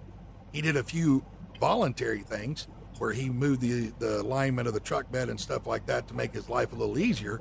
But that was a voluntary thing. He didn't have to do that. And that's the only cost he's had, other than where he has that SOS problem, that shiny object syndrome. He likes all the lights and the chrome and stuff, right, you know, so he's put a lot of lights and chrome on it, but he has not had, you know, it's not like his older truck where there was leaf spring issues. You know, you had brake issues from time to time. There was lines that were going bad, electrical problems, you know, 26-year-old truck. And it's, you know, Well, I mean, if it was me, Mike, just me alone driving that truck, I would say, yeah, you know, we could make a used truck work. You know what I'm saying?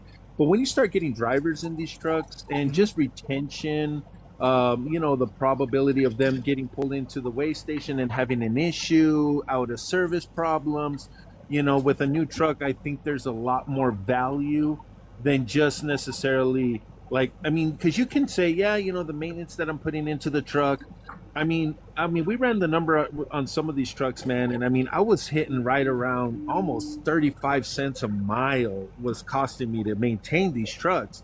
Whereas when we got the new trucks, I mean, we were looking at what, 6 cents per mile? You know what I'm saying? I mean, and I'm talking we're 200,000 plus into the truck already, and maybe we're hitting about 10 cents, you know, per mile, you know, maintenance costs, if you would.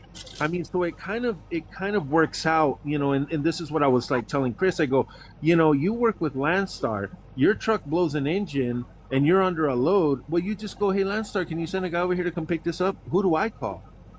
yeah, You know what I'm there's a saying? difference. I have to he get- has the I- training wheels on, you don't.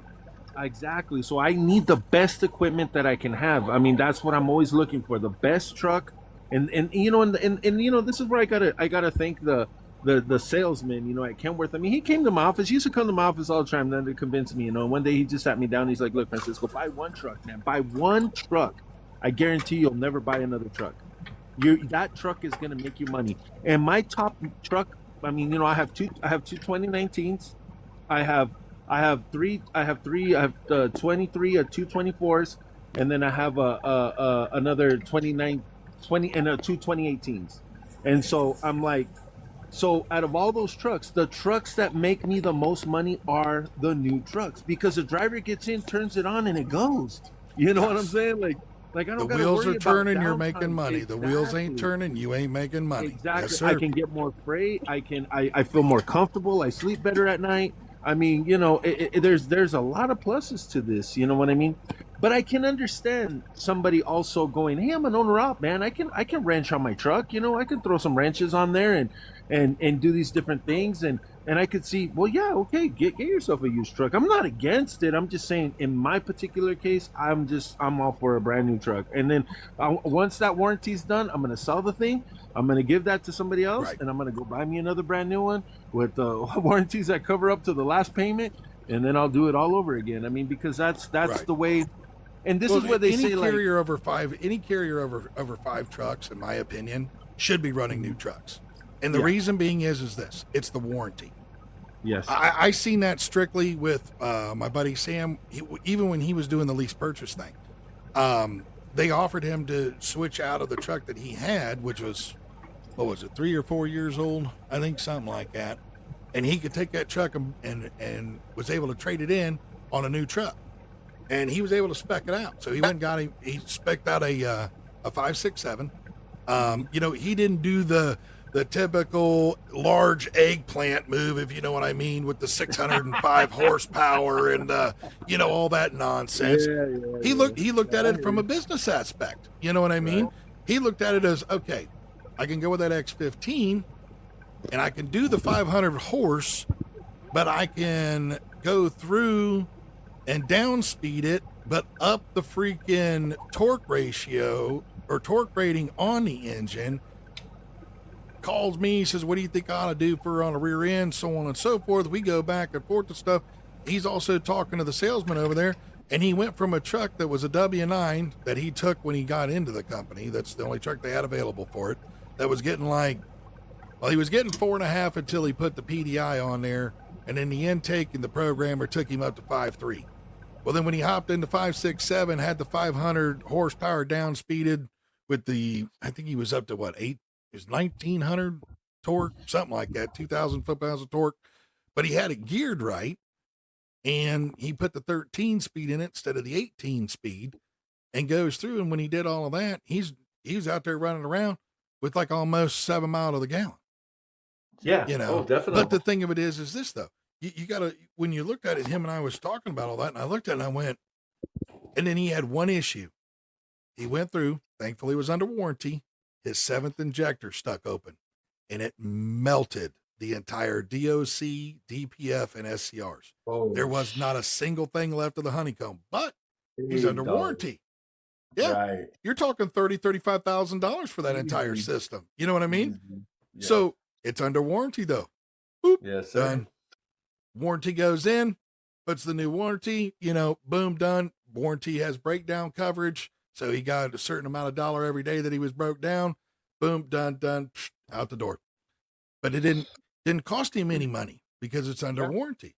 So you gotta, when you're getting, and see, this is the thing. When you're going to be a 5-truck carrier, it's better to keep your guys rolling, or your truckers rolling, I should say, because there are women drivers out here. My apologies, ladies. When you're keeping your truckers rolling, you're making money, they're making money. You know what very I mean? important. If you're that your treating, drivers are making money, yes, yeah, that is because very that's what they're doing the job for. They're not there of because they course. like you. They don't want to drink, beer with you on a Right. sunny day. Not to say they won't, but they're there to make money to pay for it, to take care of their family. Yeah, most You know what I definitely. mean? So And if this you- is if why. you- Oh, Go ahead. Go ahead. No, you No, go I'm ahead. saying- Go well, ahead. this is where I was. This is where I was going with Dave, because he's like, because I told him, okay, so let's say I take a direct customer freight, Arizona, Texas, okay, and then I need to get to Arkansas because I got another customer that moves chicken out of there. So, I'll get a broker load from Houston, move me up to Arkansas. I don't care if that guy, I'm not sitting there trying to negotiate with TQL for another, $400, and I'm not going to move my truck if I don't get it. I got a driver there. You know what I'm saying? When you have a Right. driver that needs to make money, like, it's my responsibility to make sure that I'm making the money that I need to make when that truck leaves here, leaves home, goes out and comes back, that there's a profit to be made. And I can't leave the driver sitting there going, hey brother, it's just because that rate is just way too low, so let's sit another day. He's gonna go, dude, what are you talking about? Like how is this my responsibility? Oh, well, that's it. It's not that, and see, that's the thing. It's not the trucker's responsibility to fix the truck. It's not the trucker's responsibility to get the loads. That's your responsibility as the carrier. And if you're going to have truckers that are driving for you, that's where you got to take that responsibility on, and you got to make sure that you're keeping them rolling, like you said, and the best way to do that is to keep newer equipment. I'm not going to lie. Because the thing of it is this. If people like me or, other older school truck drivers that have been out here for 28, 29, 30 years or whatever, yeah, we remember working on the trucks because we had to a lot of times back in the day. had to. To keep it rolling because. But Mike, and can I interrupt you? I apologize. Let me interrupt you there. And I talk to people because people go, oh, they don't even pull over for you anymore. I remember back in the day. Well, sir, they were pulling you over because there was no internet, so you could call road service. You had to hitchhike to a town to get to a payphone to tell the guy that your truck was broke down. I mean, they were stopping because, well, you were probably going to starve to death or die out there if it was snowing and the truck didn't turn on. I mean, it's a lot different today. They're for different reasons. You know what I mean? Yeah, technology, and this is where, like I was talking about it the other day, that we have to evolve. It's like a lot of people get upset about the ELD side. This is where evolution comes in. Okay. Once again, like what you're talking about. When I started in the late 90s, yeah, we had cell phones. They were these big bag things or whatever that were the size of your mama's purse. You know what I mean? I mean, this thing was huge. It's either that or the brick that you seen, Zach on Saved by the Bell that he was walking around that literally you could have used to hold up the freaking Eiffel Tower if it was falling or whatever. I mean, you could literally do your 20-pound curls with that thing and get your arms built up. You'd have been a rich Piana. I'm surprised he didn't have that going in one of his UTs when he was still around. God rest his soul. I love that guy. He was a pretty good dude, actually. I met him in person, but anyways, but I mean, we didn't have that. You had a CB. Yeah. And a lot of times, you might be able to holler at somebody, but you better hope to God you're breaking through and hoping it's somebody that they haven't passed you and they're a mile up the road. Because at that point, a lot of times the guys or gals weren't turning around for you. Now, if you could catch them a couple miles behind you, you get one or two of them probably pull over, run you up. Hey, man, you run me up to the next exit up there, man. I need to make a phone call up here at the truck stop. Exactly. You know what I mean? Exactly. I just blew a turbo and this thing's, we're going to need a hook. Because you couldn't, you might get lucky and run across a tow truck that had the CB on that might not have one on the back of the hook. But yeah, that wasn't happening, And like you say, you couldn't get road. You're absolutely right. Yeah. And me personally, as an owner, I prefer almost to have the electronic logbook because I don't want my drivers going into the dam, and they're trying to run, they're backing up their logbook, and trying, and they're getting put out of service because of the damn logbook. Yeah. Well, and see, this is the thing that I was talking about here on the last slide that we did, which we're using these as our podcast now, but we went through and we were talking about the carriers is the whole reason. Bad carriers is the whole reason for the logbooks. Okay.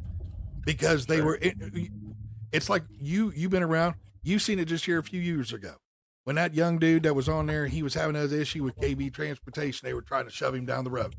And then they were threatening him and saying, I don't care that you're tired, but you know what? Remember this. You better remember this when you don't get your guarantee. You better remember this when you don't make your money at the end of the week.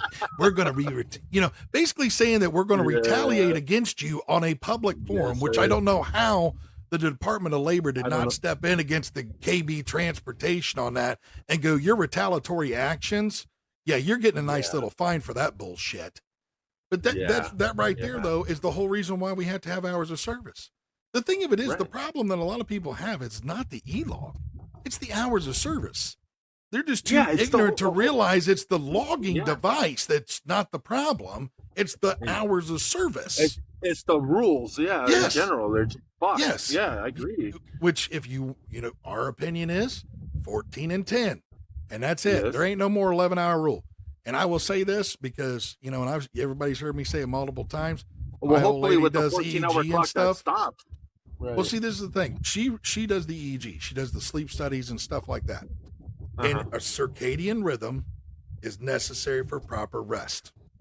Okay? Going to bed at the same time every day is so why are we doing an 11-hour clock? Because if everything goes right, and you know this as well as I do, if everything goes right, you might only work for 12 hours or 13, and then you're going to bed an hour earlier, and then an hour earlier the next day. And before you know it, you started your week starting off at 6 o'clock in the morning, and by the time you're done on Friday, you're starting your days at 1 in the morning. Well, that don't work. Right. So you're not getting proper rest there. So we need to just do away with not. the 11, bring in the 14, keep the 30-minute rule, and that 30-minute rule is going to come in at 7 hours. Split your day right in the middle. You come on at 7, 7 hours later, 2 o'clock in the afternoon, you got to have taken a 30-minute break before that. You only get 7 hours. So here's your break. Shut it down. Go in, get you a cup of coffee, go get you some lunch, whatever the case is you want to go do. Sure. If you want to, the 8273, that's not bad. I'm not a fan of it. I use it when I need to, but a lot of these truckers out here, you and I know this. This newer generation of truck driver is not the same as the older one. They only want to run 300-400 miles a week, or a day, I should say. Sorry, not a week, but 300 to 400 a day. They don't want to run that 600 and 700 that a lot of us are doing, or like what I did there just on Monday night and ran 800 plus miles. And how'd you do that legally, sir? Ag exemption. Oh yeah, you do, huh? You do for grain? I didn't know that, man. Yep, agricultural. We get that for produce. We do anything agricultural. So basically, what I was hauling was a buy. Well, you know what? But when we run fresh meat, we can't run that with fresh meat. You can't. So, see, this is where this is different. See, that's the bad part about the reefer world, is that there's certain things you can and certain things you can't. Right. When you're running a hopper bottom, most of your stuff is all raw material. It's going to be like pork, meat, and bone meal. When our drivers run produce, byproduct. Right. Well, it depends. From my understanding, is it a finished produce or is it raw produced? Well, no. If it's frozen, like a frozen product, they won't.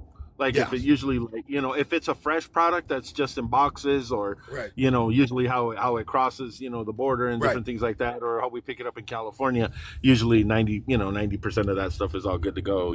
So, but yeah, but like I said, a lot of my business is a lot of fresh meat, and we don't get to do it. If it's already been processed, cut, ready for sale, you can't use the exemption. Yeah, most of my stuff that I run is stuff that's going. That is true, man. Food, I didn't think about that. Horse feed, cow feed. Dog. Yeah, well, I mean, look, no, I want to put it to you this way: not everybody's cut out for the agricultural world. I've had a few buddies that have literally looked at that have had other friends that looked at them and said, "Do you think Cupcake will put a truck on and put me in it?" And he goes, he'll look at him and say, "You can't run 500 miles a day." Right. That fucker runs 1,000 miles, 1,100 miles in a day. And they're going, "Oh, there's no way he does that." And they're like, yeah, actually it does. Yeah. So if you are within 150 air mile, I mean, the way it works is if you're within the 150 air mile of your origin, you get the 150 mile to it, 150 mile away from it. Then you start logging. Then you get over as soon as you hit your consignee, if you have another load that's within 150 air miles. It shuts your book right off right there. Yes, because once you hit, so now you got all this over here. Well, then you got all that unload time, that load time, all that other fun stuff. Then you got 150 air miles out of it. If you're smart about how you do it, and you can do this, which not everybody can, but use that as your 10-hour break. Because I'll go through sometimes and it'll run me 6 hours. I'll take 4 hours and go to sleep and get right back up because it's a full 10. And now I've got a full book. Now I've got a full book, and that load's going, I don't know, 800,000 miles or whatever the case it is. Well, I slept 4 hours, got up, down the road I go. Here we are, but not everybody can do that. Not everybody can do that. That's the agricultural world is not an easy world. It's really not. Did you see that guy? I don't know who he was. I saw him on TikTok. He came up and he was talking kind of like about the bull haulers. How like a lot of the shit that they talk is just kind of just that ego, but that he knows like reefer drivers. I mean, because we put in some miles, man. I mean, some of these guys are like, hey, pick it up and get it there. You know what I mean? And you're like, you know what I'm saying? I mean, I think that you kind of find this I mean, my dad used to haul cattle back in the day, and when I was younger, cattle that they would buy from across the border and stuff. I used to run for a rancher out of Lubbock, Texas. And he had a couple of trucks down here in Southern Arizona. And they used to, buy cattle in, the calves in Mexico and then take them up into the, to fatten them up there in the fields, Right. And so, but but I mean, I remember, I used to go with my dad a lot, when I was a kid. And I mean, yeah, I mean, he used to run hard, but like, I kind of wouldn't say like, I think you could run hard in it. There's hard running in everything, you know what I'm saying? But I think, like you said, it's the generation now that's going like, what do you mean like 680 miles in a day? Like, dude, like that's not really that bad. I mean, you know what I mean? That's kind of I'm going to tell normal. you, in my mid 40s, running those 1,300-mile days like I used to when I did bull hauling back in one of my younger years, it's not as easy to do it anymore. I'm not going to lie. Right. Those days have kind of come and went. Because I'm not going to lie, running as hard as I did, I just literally, I left out Monday evening and I hit the house Wednesday at 4 a.m. and did 1,500 miles on that load. So, and I'm Yeah. not going to tell you, when I hit the bed, I was out. It was, No. that was some hard running. No, I I think hear I you, brother. opened the door. I opened the door one time on the way from Coldwater to Binghamton, and I opened the door one time on the way from Binghamton back to Dayton. So, yeah. Yeah. And Well, it and was it's one of those funny that things. you're saying that. It's funny that you're saying that because my dad, he just turned 69, and so he's telling me, he's like, so I'm getting tired, man. He's like, I can't, because I'll tell him, Daddy, come on, man, we got to are you gonna be good? Are we gonna, because Right. I got that appointment. Do I need to adjust the appointment? Let me know. He's like, you know what? Just adjust that appointment. And it's weird to hear, because like you kind of like, hey, that's my dad. You know what I mean? And to hear him, kind of going, I'm getting tired, son. I'm getting tired, and I'm like going, shit, man. And I'm trying to talk to him to get him out of the truck, but I can't. He won't do it. He probably won't. Your best bet is to probably try to make life easier for him. And so when he says he doesn't want to run the 1,500-mile runs in a day and a half, let them for the younger boys. You know what I'm saying? Sir. Yeah, sir. Look, It's hard, I'm just going to tell you, my dad, he he passed away 2 years ago, and I'm sorry. towards the end, man, he was still running hard. He did. He didn't he wasn't a trucker, but he'd still push. But I would hear him. Yeah. You know what, boy? I remember when I was your age, and I could still do all of that. Yeah. Exactly. You do remember I'm in my late 60s now. Right. And the thing of it is, though, a lot of times us younger guys, our sons, we as sons, we don't look at our dads as like we still remember them when they were, still had all the color in their beard, and they were chasing us down, going, "Oh, you do that again," you know what I mean? So, and wearing us out. So. Yeah, I remember that. I do. So, well, man, I'm gonna hop off here. I've been on. Of course, Mike. Hey, man, it was a pleasure. So, hey, yes, sir. Thanks for letting me hang out with you, man. Anytime. I'll be checking out your. What does it say back there? It's Federation of Professional Truckers. Oh, okay, awesome. So that's your. That's our group. That's our group. Nice. The other two guys that were in here, Pablo, French trucker, he's our COO. I'm the CEO. Nice. Matt, the other guy, he's our president. Cool. Yeah. If you seen her pop up in there, that Gone Truck Crazy, she's our chief of interpersonal relations, basically our HR lady. Wow. We got a few other people. I don't know if you've seen Lily in here. She's our vice president of social media. Okay. We're building a very foundation solid organization here. There you go. Just to be because we just want to make sure everything's good, make sure everything's I right. gotcha. When I write Makes my sense. articles that we put up on our website and stuff like that, I go through and make sure we have all the citations and stuff like that. I send the articles over to everybody in the group to have That's them great. go over it and stuff like that. So, because I don't want to be like the rest of these jackasses that are out here in the mainstream media or whatever, that they want to be out there because they're first. No, I want to make sure that we're actually educating and we're giving all thank the you. I information appreciate to that. everybody. I appreciate that. Well, it's how I want to be treated. I kind of live Yeah. my life by karma, brother. So it's like, I try to do everything that I can for everybody, because I'm hoping, I believe that there's consequences for all actions, both positive and negative. So, and that's kind of where we're at with it. So Well, and this was the thing, because like I mean, I would go on TikTok every once in a while, but maybe just I mean, trucking. Like I would see trucking stuff, and I would just scroll right by it. I'm like, I don't want to hear any of this shit. You know what I mean? And I think that and I started kind of getting like I was like, you know what, maybe there is some good information out there. So I started kind of maybe changing the algorithm a little bit more. Watching more of the trucking, what people were saying. And Right. I was like flabbergasted at just how misinformed the majority of these people are. You Right. know what I mean? I'm just going like, wow, like this is actually like sad to me. You know what I'm saying? So I kind of said, well, maybe I should be a little proactive and kind of, not necessarily, trying to be making all the big statements and all this other stuff, but at least to join up somebody's live and go, hey, that's right. Or, I can agree with that. And yeah, I've gone through that before. Right. And I'm, this is important to me. And, and this is what my drivers are going through. And, and maybe it's not always the broker's fault. And, sometimes the shippers are assholes, you know what I mean? And, Right. and you know what I mean? Just different things like that. And I'm just catching hell everywhere I go, getting kicked off of lives, people blocking me. I'm just like, wow. You this and is me both, insane. bro. You and me both. Look, Dave kicked me out of his group. Oh, After yeah? I was one of the original admins over there, Bubba. And Oh, wow. when I left the group due to some things that had happened that I didn't agree with. And I'm not going to get into it because it's water no. under the bridge. I But understand. I left, but I stayed in the Telegram group. I just kept trying to educate folks and try to Right. help them over there because there's a couple of guys over. Well, not a couple. Most everybody over is good people. Right. It's just there's not a lot they don't know. Right. And Right. being agnostic about something is not any reason to treat anybody like shit. You know Of what I course. mean?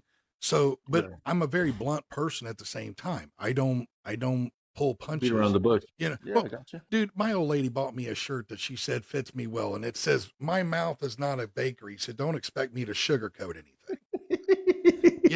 I swear to God, I'd love it for her to bring it up right now, and I'd show it to you, man. It's pink with black lettering because I love pink stuff. So, anyways, but go through and I was over there, and I gave the group my whole spreadsheet. I said, "Here you go, man," because I kept saying, if you know your operating cost, you do not need to worry about broker transparency because all you have to do is make sure that you're not running below your cost. And Right. I said, it doesn't matter if you're power only, it's got it in it. If you run bulk, it's got it in it. Right. If you run by the bushel, by the ton, or by the mile, it's there. Yeah. The only thing I haven't put in there is a percentage. That's the only thing I haven't put on it is a percentage. But you know Gotcha. what? I don't run percentage. So, Yeah. and I'm going to tell Exactly. you right now, I don't know too many carriers that run based off a percentage. No. No. There's still a rate. Like even with a lot of the lease Right. purchase stuff that I've seen from different people that was with Prime that I know or other companies, you still see like a flat rate, if you will. It's mainly done by flat rate is what it looks like to me. Sure. So Sure. that flat rate, you can still go through and look on that Breaking. spreadsheet and go, well, it goes 325 miles. And mine, it says I need to make $698. Yeah. And, okay, so I want to be somewhere between these numbers right here. You're still going to You be know able to what I mean? skin the cat. Yeah, definitely. That's I it. gotcha. You'll be able to figure it out. And if it's power only, it's there too. It's There's a 'cause whole power it's- only tab. And it Right. literally It's- does the math for you. That's the great thing about it. So Well, this is the thing. I mean, is that it's very elementary. I mean, I guess like see, this is me assuming again here, because that was probably one of the first things that I figured out. You know what I mean, or that I had to figure out because I kept going like, well, is this right or is this rate any good? Or I mean, like, how are you going to answer that? And as a matter of fact, I got kicked off of Dave's live one time because this guy was asking me, I bet you don't even know how to calculate your cost per mile. I was like, how long do you think I've been doing this, dude? And he was telling me, yeah, I had a head gasket blow on a truck and it cost me $35,000. I'm like, for a head gasket?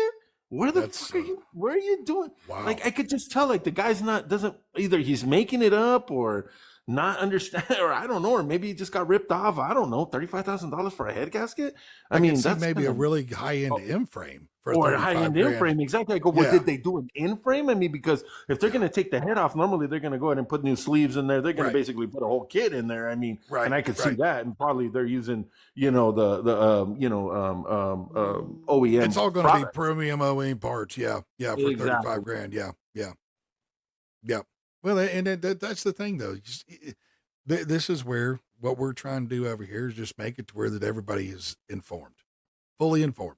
And we're not trying to make $1 off anybody. That's the thing about it. And if we do make $1 off this, like I said, it goes over into the relief funds. That's So, awesome. That's You know awesome. what I mean? The only thing I've really got left, just to be honest, to get it done is I got to go down and sit down with my banker, because she helps me set everything up because we are a 501c4. So, got to okay. make sure that all your Yeah. I's are dotted and your T's are crossed and your Q's Most got definitely. the slashes and all that stuff. Yeah. 'Cause I don't look those alphabet groups over there, whether it's the FMCSA or the IRS. I don't deal well with bureaucrats. I'm just not I'm just one of those No, I hear you. guys. You know, Well, I'm the, we well, are truck my driver. buddy down there at the bottom, Heartless. That's my best friend BJ, man, and he'll tell you, do not put Cupcake on the speakerphone. Lock them in the room if we're talking to the Yeah. IRS. Yeah, I hear you, man. We got do not put him on speakerphone, man, because I Right. think I've got his ass in hot water a couple of times, to be real honest. So That's awesome. Well, hey, Yeah, Mike, I so, will yeah. let you. I'll Yeah, let we you need to get going, go. brother. But hey, it was Yeah. a pleasure. I appreciate the Yeah. time. Thanks a lot, man. Great conversation, and Yes, hopefully sir. you can let me on your live again here when you're. oh well, when you're, hey, we're doing it again tomorrow, so I'll be back on Oh, here 8 o'clock, I think. Lily put up a video, so go look at one of the latest videos, and we're doing it again tomorrow night. So yeah, Awesome. Hey, All have right. yourself a great night, Mike. you Take too, care, brother. Yeah, All right, talk God to you later, bless. man. All right, bye-bye. Bye. All right, bye-bye.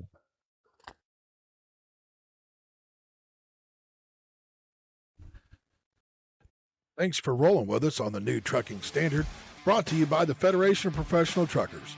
From our seats to the nation we serve, stay safe out there and keep on trucking.